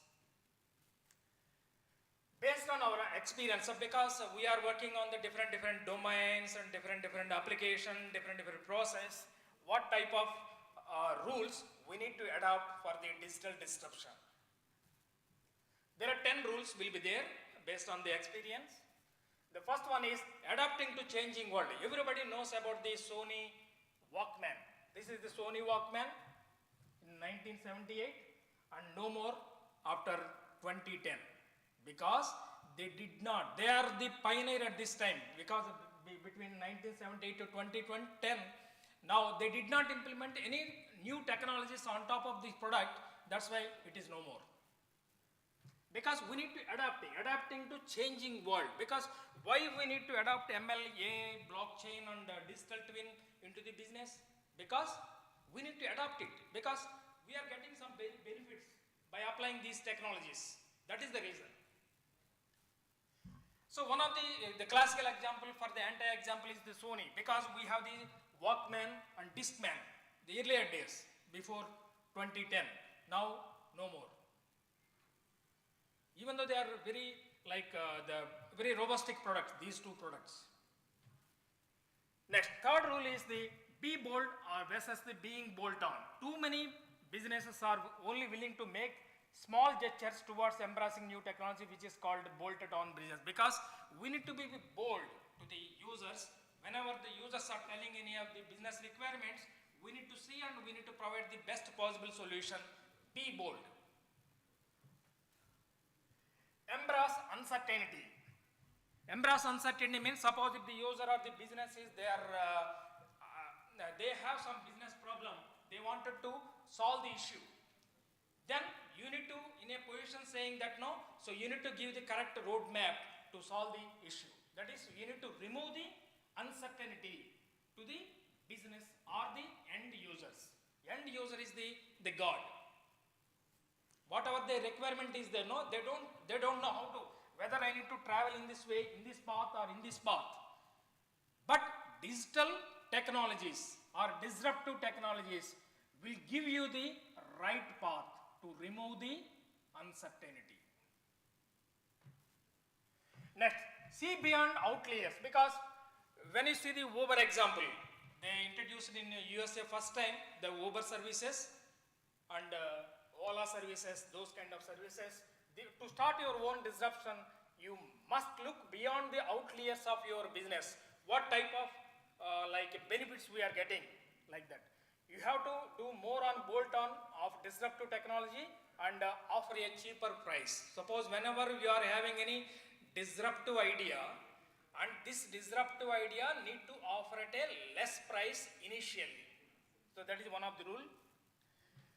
Fifth one is don't get boxed in. Suppose you are running one business. Suppose you are thinking you should confine to one frame and I will run my business based on my rules. I don't want to implement others' rules like this. So you should be adapting what all the other businesses are taking care. Disrupt yourself. Self-destruction. Suppose when you take the Netflix, so because they started the idea from the Netflix company is they started in 1997. So their idea is, if you send an email to the Netflix, I want one DVD for a movie, then they will ship this DVD to your home. That is the first idea. That is the disruptive idea. Nobody is having that idea in 1997. Slowly, in 2007, the company started streaming of the movies instead of shipping the DVDs. This is the change. Now they are the leaders. The share value of this Netflix currently, yesterday it is like $312 US. Similar like Amazon Prime, anybody. So that is the disrupt yourself. Disrupt yourself. Continuous improvement. Suppose when you everybody is using the Facebook. Earlier we are using for the chatting and all. Initially we are using like Yahoo Messenger. After my post graduation, I used Yahoo Messenger. The groups are there, chat rooms will be there, like that. That and also before this Yahoo Messenger, we have pager. You know pager? Small device will be there, so you need to text it. Before pager, we have the trunk call messages, the telegram messages by using the telephone. So these are all the things, these are all the disruptive technologies. Like Facebook, they came into this is one of the social media platform. They came up with the disruptive technologies, and as well as like when you see the WhatsApp, this is one of the WhatsApp, Twitter. These are all the disruptive social media platforms. Okay. So and recently Facebook came up with the one idea called as metaverse. Anybody knows?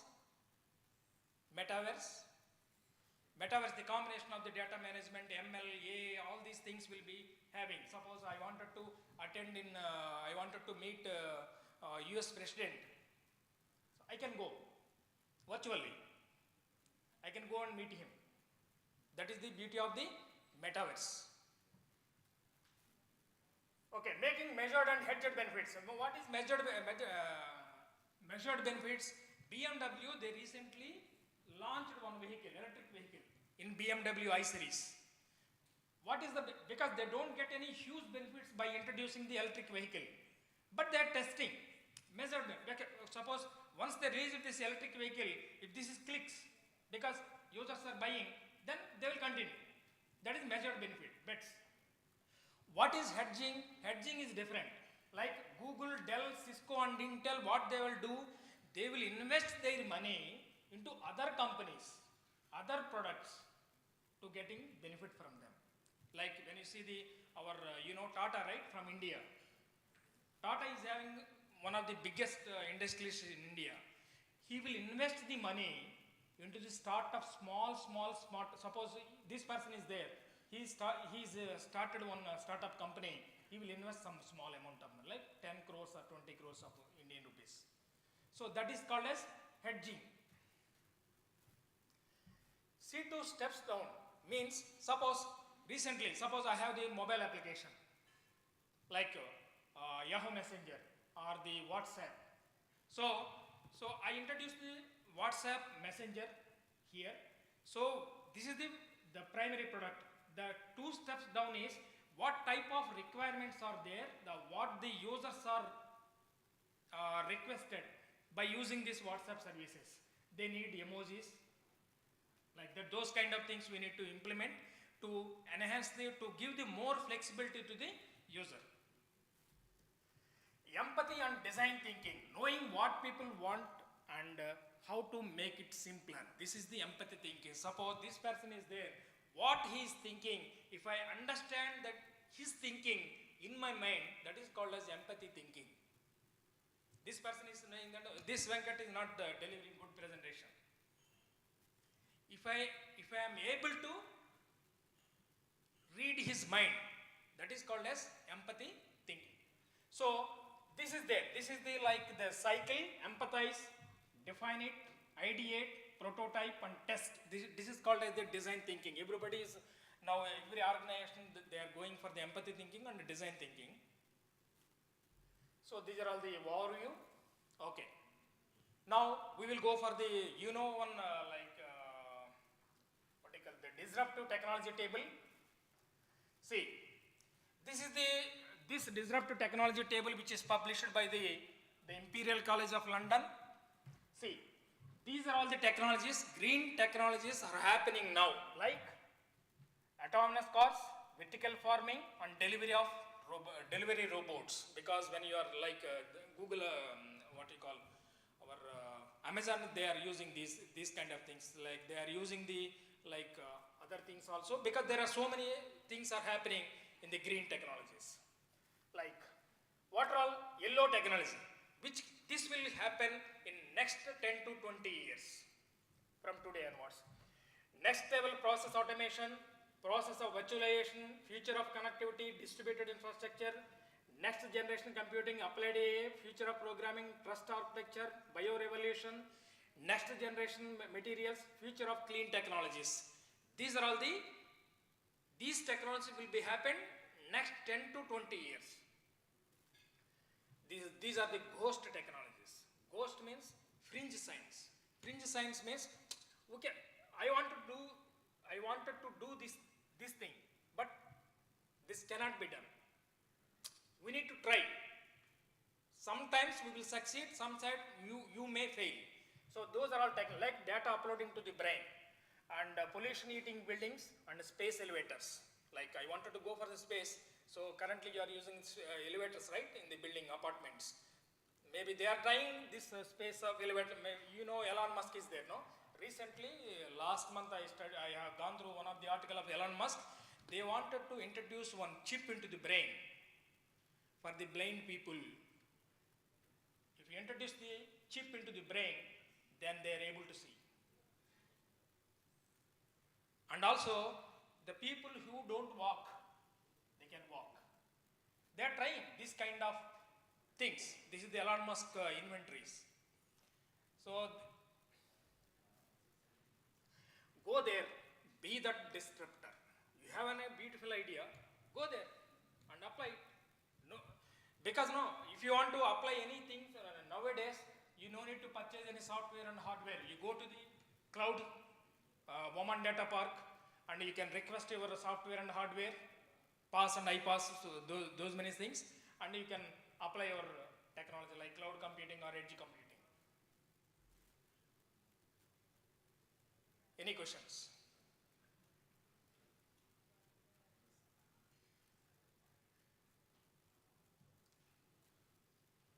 Thank you. First, you need to discover, evaluate, select, and optimize. That is the final bottom line of this presentation. Thank you all.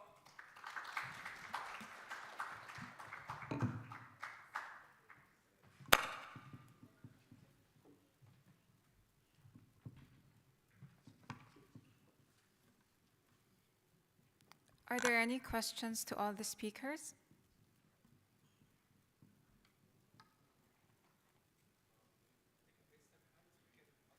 Please raise your hands.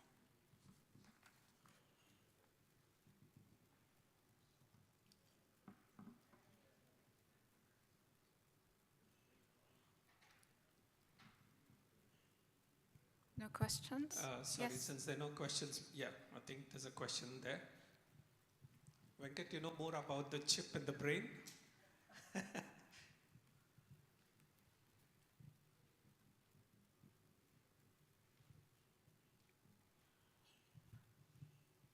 السلام عليكم.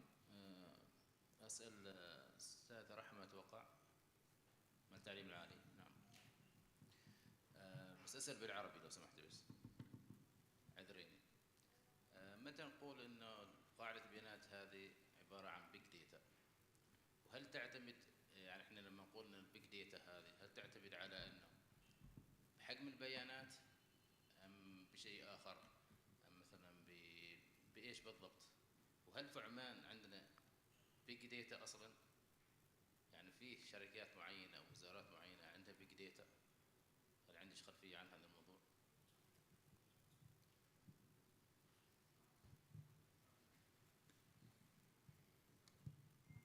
بجاوب بالعربي احسن. طبعا لو تتذكر ال 14 فيز اللي شرحتها قبل، اللي هي صفات البيانات الضخمه. فالبيانات الضخمة المواصفات مالها أول شيء الحجم، تكون دائما حجمها كبير جدا ضخم بحيث أنه الأنظمة الحالية اللي موجودة معنا ما ممكن تستوعبها، يعني ما ممكن نخزنها أو نحللها بإكسل أو SPSS أو غيرها، تحتاج التقنيات والأنظمة اللي هي متقدمة كثير متطورة الحين. ففي عندك مثلا سبارك، في عندك هادوب، الشركات الكبيرة اللي عندها بيانات ضخمة غالبا تستخدم هادوب. هادوب هذا منصة مفتوحة المصدر تخزن البيانات الضخمة جدا توصل حتى للتيرا بايت. فما عندي فكرة صراحة إذا في شركات كبيرة هنا معنا في عمان تستخدم هادوب.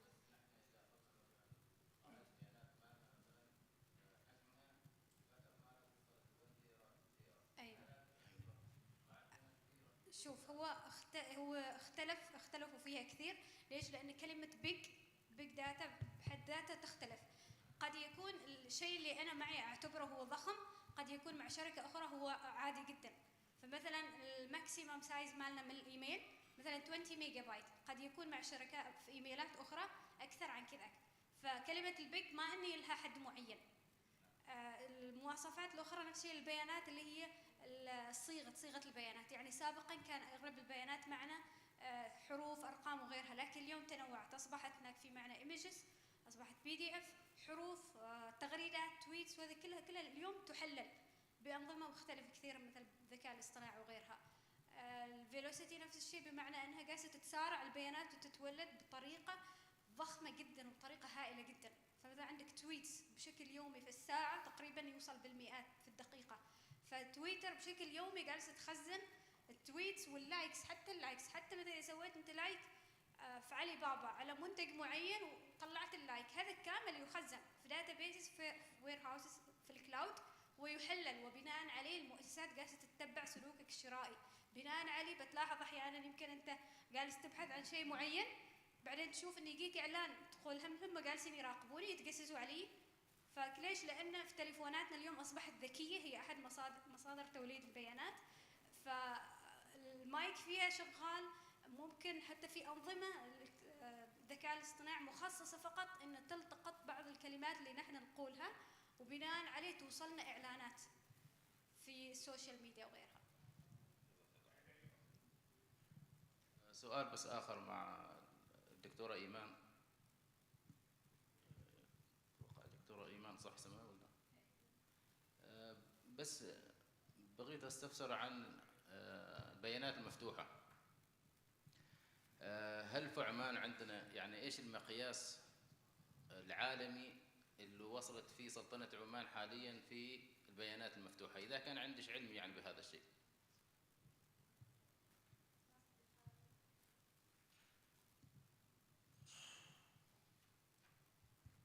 شكرا على سؤالك. أعتقد في عمان هنا في رابط لعمان ديتا، في رابط لعمان ديتا. I'm not sure about it, but I think it is Oman Open Data called OODs. They wrote an article because I haven't checked actually the rank. We have good initiative, but according to the biometric, I think, rank or criteria, that's done maybe 10 years ago or even before. The situation of open data in Oman, they rank it as the lowest among the GCC. So I don't know actually the criteria they used, but for me, I'm comparing the whole Middle East because we work actually on open science, not just open data. So overall, open materials, whatever it is, data or science, it is still in the Middle East, the infrastructure of it is a bit poor. And there are some initiatives, but it needs more fund, it needs more attention from the government. We are moving at the right direction now, but we need more efforts towards this to cope with the other countries like UK and US. So I cannot answer it really, like say what is the current rank of Oman, but I would expect the ranking of it will be better in the future, inshallah. شكرا دكتور إيمان.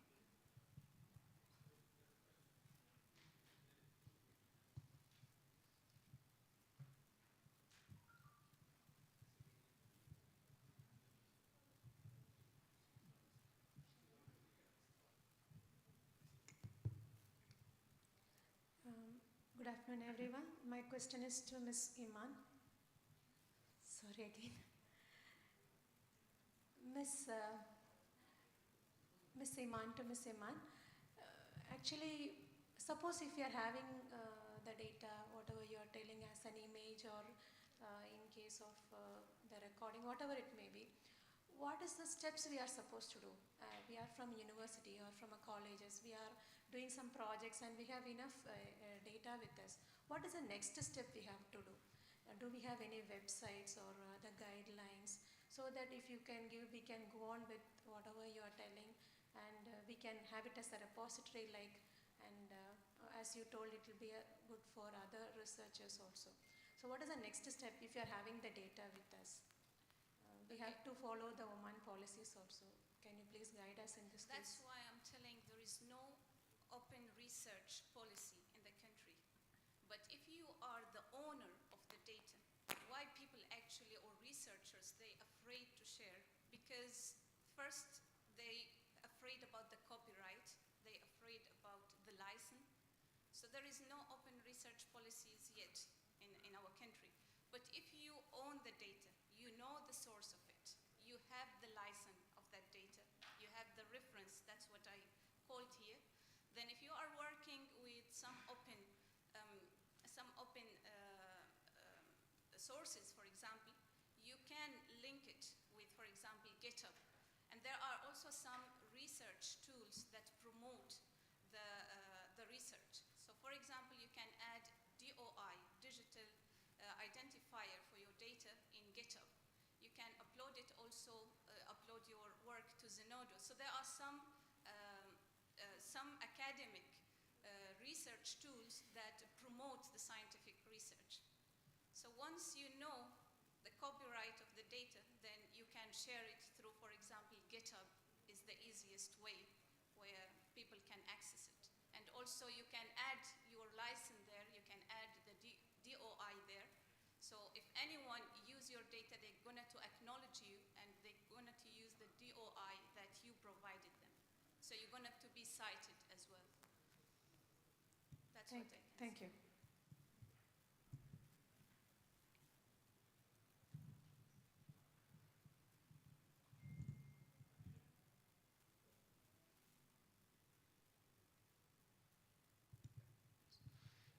Actually, I don't have questions. I have two comments regarding the question that I heard there about the big data and the open data. I will start with the big data. You ask about is there any big data here in Oman? I say that yes, we have so many big data in Oman. The question is, do we utilize this data? The question is no. Why we don't utilize it is because of the data sharing between the different entities. The issue that we are facing here in Oman that, as many speakers mentioned yesterday and today, each entity holding the data and not sharing the data, and they classify it as confidential data, and sometimes the data not confidential data, but the issue about the classifications of the data.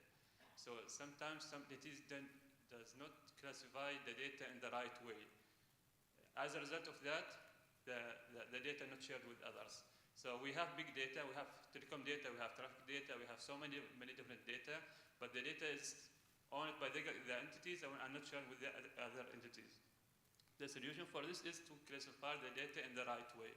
And there is some document issued by Ministry of Transport, Communication and Information Technology to how to classify the data.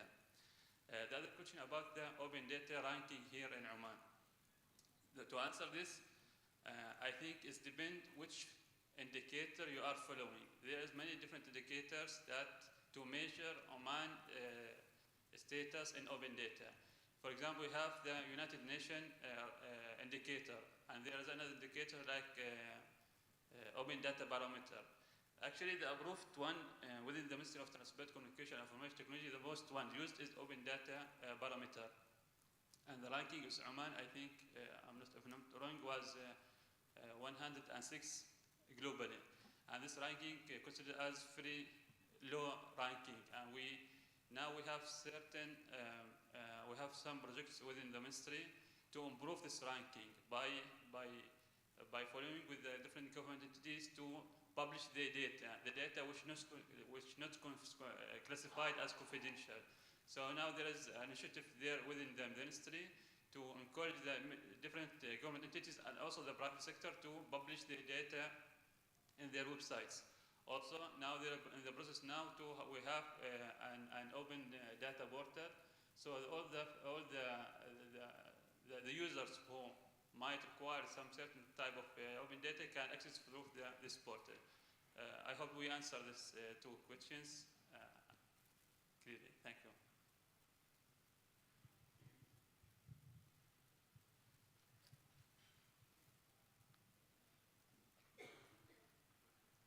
Hello. Good afternoon, everybody. My name is Ojus Bhatia. I am a world record holder based in Oman. And currently, I'm working with the Apple co-founder, Steve Wozniak. like we will be getting him to Oman. And first of all, I'm thankful for the organizers and the speakers. Being on stage is tough, so first I want to say congratulations for beautiful presentations.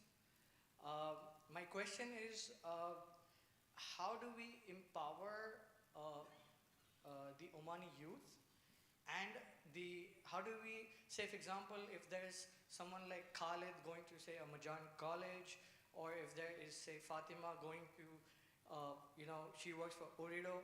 How do we use technology to empower, not like, there's so many technologies, there's metaverse, there's AI, there is so many different technologies.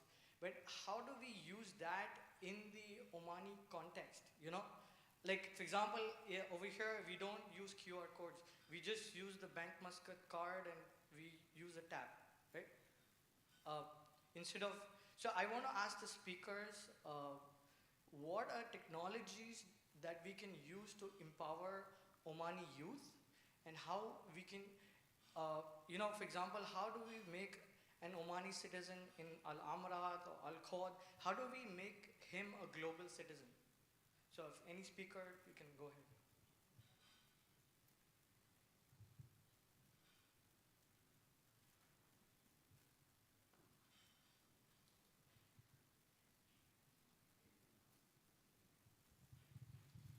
The first and foremost thing is the graduates need to learn Python. That is the basic knowledge, basic language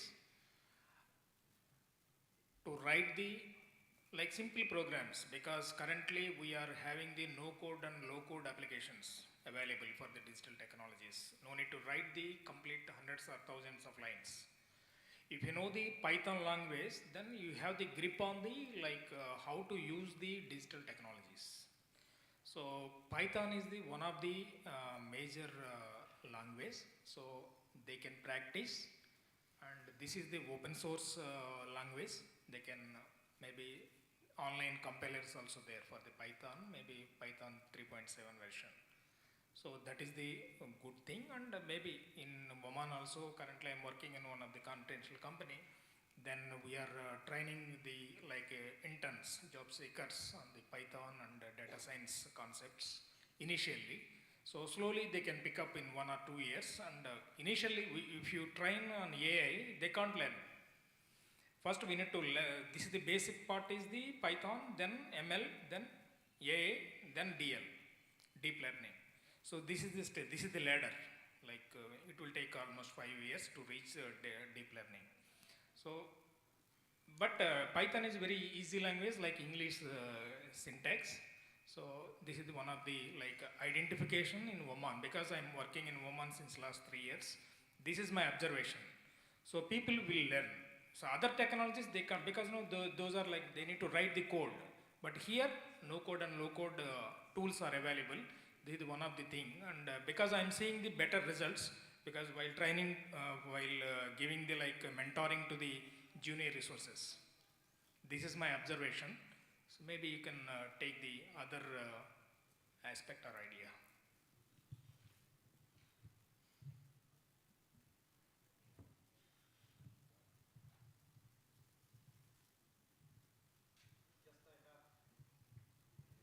I have just one comment and could be also a question. First of all, I would like to emphasize and thank Dr. Iman on that topic. Really, it is essential one and crucial for different industries in the country. So the accessibility of the data and having the data open to different users or different industries, something which is really critical. Thank you, Mr. Hamdan, for the clarification of the big data in Oman. You have mentioned that you have published document, so it will help the different entities to classify the data, so we can go more further in opening the data to others. But what are the actions and the roadmaps or the KPIs already you have to ensure that maybe after 1 year we come here and we find there is sort of enhancements or improvement in this area?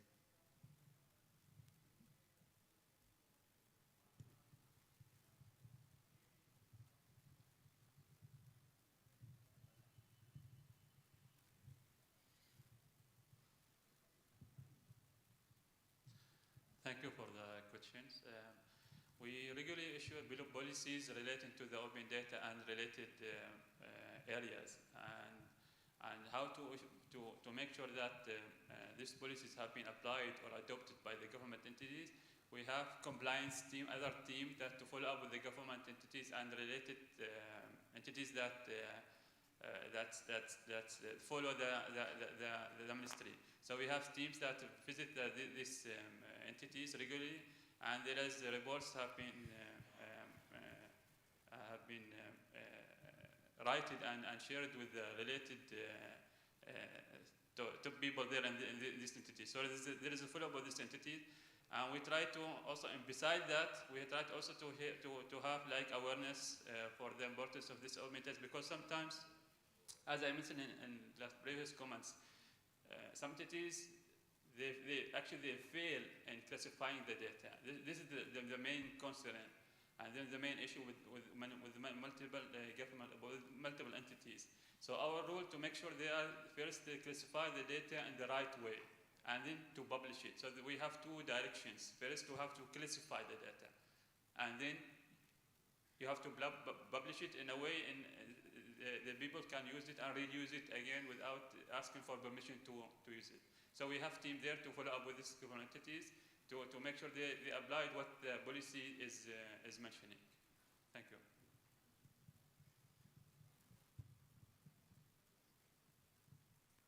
Any other questions? Just I would like to comment about how to make global citizen. What I noticed that we are not using the open communities very well. We have a lot of skilled people, knowledge, they have the knowledge, they have the skills, but they don't share it. Either they are not aware about how to share it. So there are a lot of open communities in all open sources actually. They are volunteered people from different countries. So people need, or citizens need, to engage with these communities. They will learn from others, and then they will invite them actually to give something to others. So that's how people will be developed by having community. They are talking the same language, and they are learning also from each other. That's how I think people or citizens can be global. They use their skills and knowledge to grow. Thank you.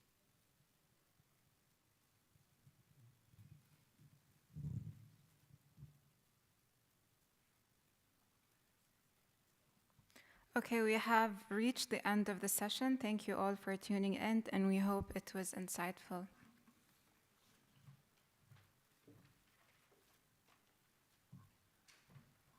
Thank you so much for being here for the last 2 days. I'm really pleased that Mr. Hamdan Alawi stayed both the days. Please reach out to him. He's the director at the Ministry of Transport and Communications for Advanced Technologies, AI, and Data. I just realized Amar is here, back from a meeting with the ministry.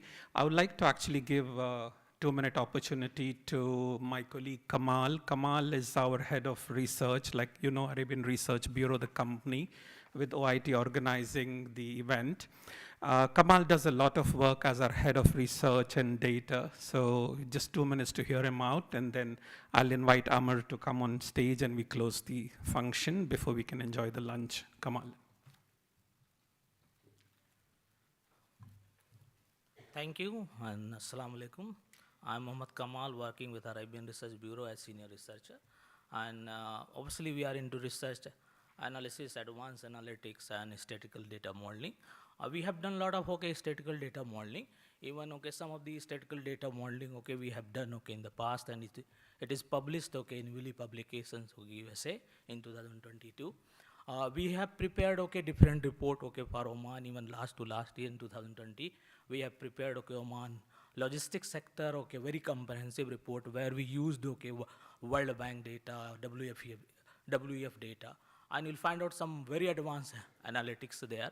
So we are into statistical data modeling. We are expert into multiple regression to predict something. We are expert into conjoint analysis. We are expert into cluster analysis. So we are also expert into multi-dimensional, okay, scaling. So even, okay, perceptual mapping. So anytime, okay, any of, okay, entities, okay, they are looking to understand the hidden pattern of the data, might be they will contact to Arabian Research Bureau. Thank you. Thank you, Kamal. So this is a 100% Omani company working in market research, data analysis, and you can reach out to Kamal. I understand there are many representatives from the government and corporate sector. If you need some help and some collaboration, please reach out to Kamal. I would like to invite our CEO, Amar Abdullah Babood, over here to do a thank you and a closing remark, if you please.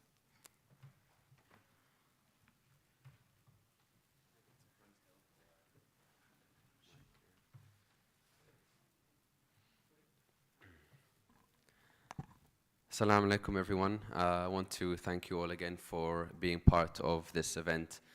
Can you put your hand up if you learned something new about big data during this conference? Okay, that's good to see that some people learned something new. What I can see is that big data is a huge area. It's like a very, very vast field. And you can see from the different types of speakers that we had from different organizations, different departments. And what I've learned is that big data is something which we can use as a nation, as a country, from the government level, all the way to the corporate level, and even dealing with our customers, how to run the organization, and even our internal customers as well. So I think when we go back to our offices tomorrow, whether you're in the private sector, government sector, academia, it's something that you can discuss with your colleagues, with your management, tell them about the different opportunities that there are in big data, because it's something which can take us, you know, to the next stage. COMEX is all about, like I mentioned yesterday, it's about the knowledge, it's about the connections. I hope that you've managed to network with other people here from different organizations. I'm flying to Bahrain tonight. We're meeting with the Bahraini government tomorrow and some companies from there. And we're going to be rolling out the same thing in Bahrain, because this technology applies to every country. And I encourage all of you to look beyond Oman, to try to grow your businesses beyond Oman, to have relationships in the GCC and worldwide. So we welcome you to keep coming to our events. We're always looking to improve our events. I think you've met the team. I would like you to give feedback about how such events can be improved, whether there's certain workshops you would like, certain speakers. We're working with all of our partners to bring in speakers from different fields, different expertise in different countries. And we really want to shine the light on Oman and see what we're capable of, because I saw that there were a lot of opportunities which we have here, and we heard some positive things from different people. We have the resources, we have the people. It's just the decision making, the collaborating, I think, which we really need to push on. So once again, thank you to all of our delegates. I'm sorry I couldn't get to meet all of you today. I want to again thank you for the MTCIT, who's always encouraging us and working closely with us. To our sponsors as well, who have supported this event and made it happen. GBM, really happy to see what they have to offer and to working closely with them. For Oman Data Park, for all the solutions which they have, and also Augmented Vision from Poland. It's good to see international companies coming to Oman, and hopefully they can set up if they can find the right partners. So that's it from me. Thank you so much, everyone, and hope to see you all again soon. Thank you. Thank you so much, Amar, for that. Really appreciate it. When you came into the conference area, colleagues requested you to download an application. This is the COMEX Tech Club application. As many speakers said, don't be afraid, get yourself linked to a source which can help you. Our application is very useful.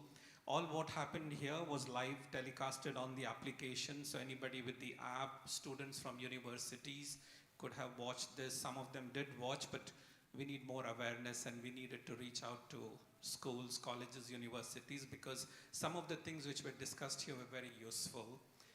We being in the industry, trying to organize the events, we learned a lot from the speakers. And every time you learn something, you improve yourself and you improve your opportunity. And this is what we want our youth and our citizens and residents in the country to do. So please do that. And as we expand COMEX, as you know, will be in Oman and in Bahrain. So that will be the bigger event. So we hope to see you all at COMEX. There's going to be a lot of things happening at COMEX in Oman and Bahrain. And as we reach out to the region, hopefully global, this is a journey which we like to do it with all of you, speakers, sponsors, exhibitors, and delegates. So thank you so much for being here. Enjoy your lunch and do network. It's difficult to talk to government officials or corporates with individuals. Like such platforms bring everybody on the same level. So reach out to the government, to some of the ministry representatives, some of the expert speakers, and try to network and enjoy. Thank you so much for being here, and enjoy your lunch. Before we have the lunch, we're going to pull out 3 winners. Amar, if you can come up to the stage. My colleague, she's going to talk a bit about what this is, and I hope all of you have dropped your number into the bowl so you can enjoy your weekend. مساء الخير، كيف الأحوال؟ اليوم بنبدأ بنفس اللي عملنا أمس، تمام؟ ففي 3 فائزين إن شاء الله. If we could have Mr. Hamdan Alawi, the director at the MTCIT, to pull out the winners, so you'll be more lucky, inshallah.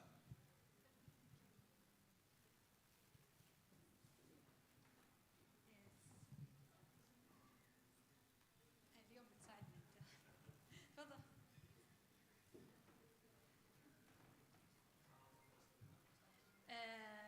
بداية إن شاء الله راح تكون حد من البنات إن شاء الله، يعني بعدني عن نفس الموضوع. لا ما في حاجة والله، تصدق مصداقية عالية، فأنت أول شيء قرب. هذه أنا متأكدة حد من البنات، أحس. خلينا نقرب في حد من شفت كيف حاسة؟ كل الحطات أوراق طويلة يعني. وين أسماء البوسعيدية؟ أسماء البوسعيدية ما موجودة؟ أوكي، اللي ما موجود خلاص راحت عليه. So we'll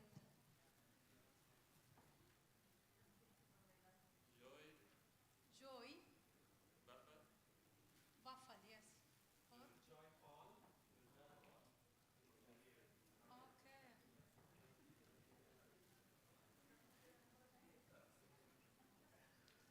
The third one. جمانة البوسعيدية. الحمد لله. أخيرا. Yes. جمانة راح إن شاء الله تاخذين جائزة من سب مارين. رحلة لمدة 3 ساعات. تفضلي حياك الله.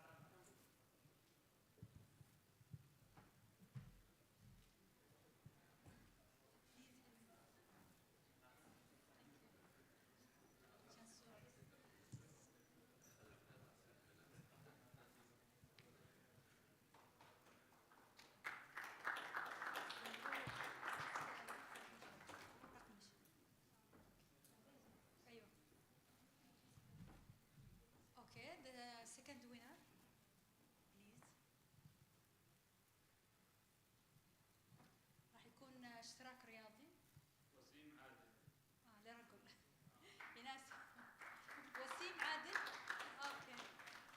His name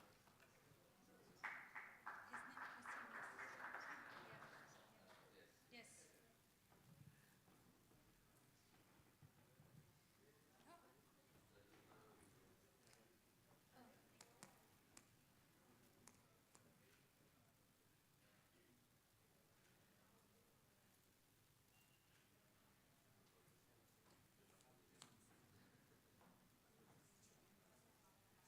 The last winner.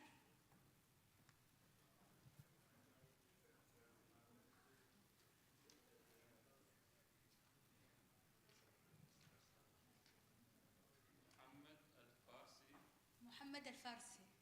Where is محمد الفارسي? أين أنت يا محمد؟ ما موجود؟ أوكي، بنحاول مرة ثانية. We'll try again.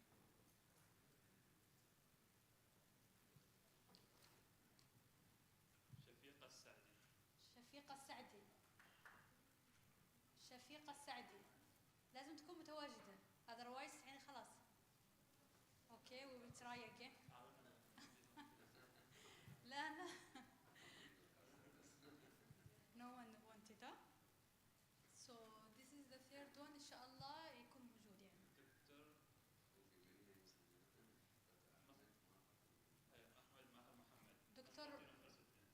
دكتور ماهر أحمد ماهر محمد مش موجود.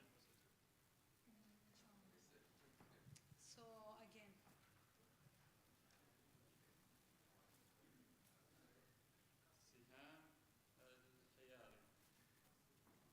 سهام الخياري. So you have card, yes?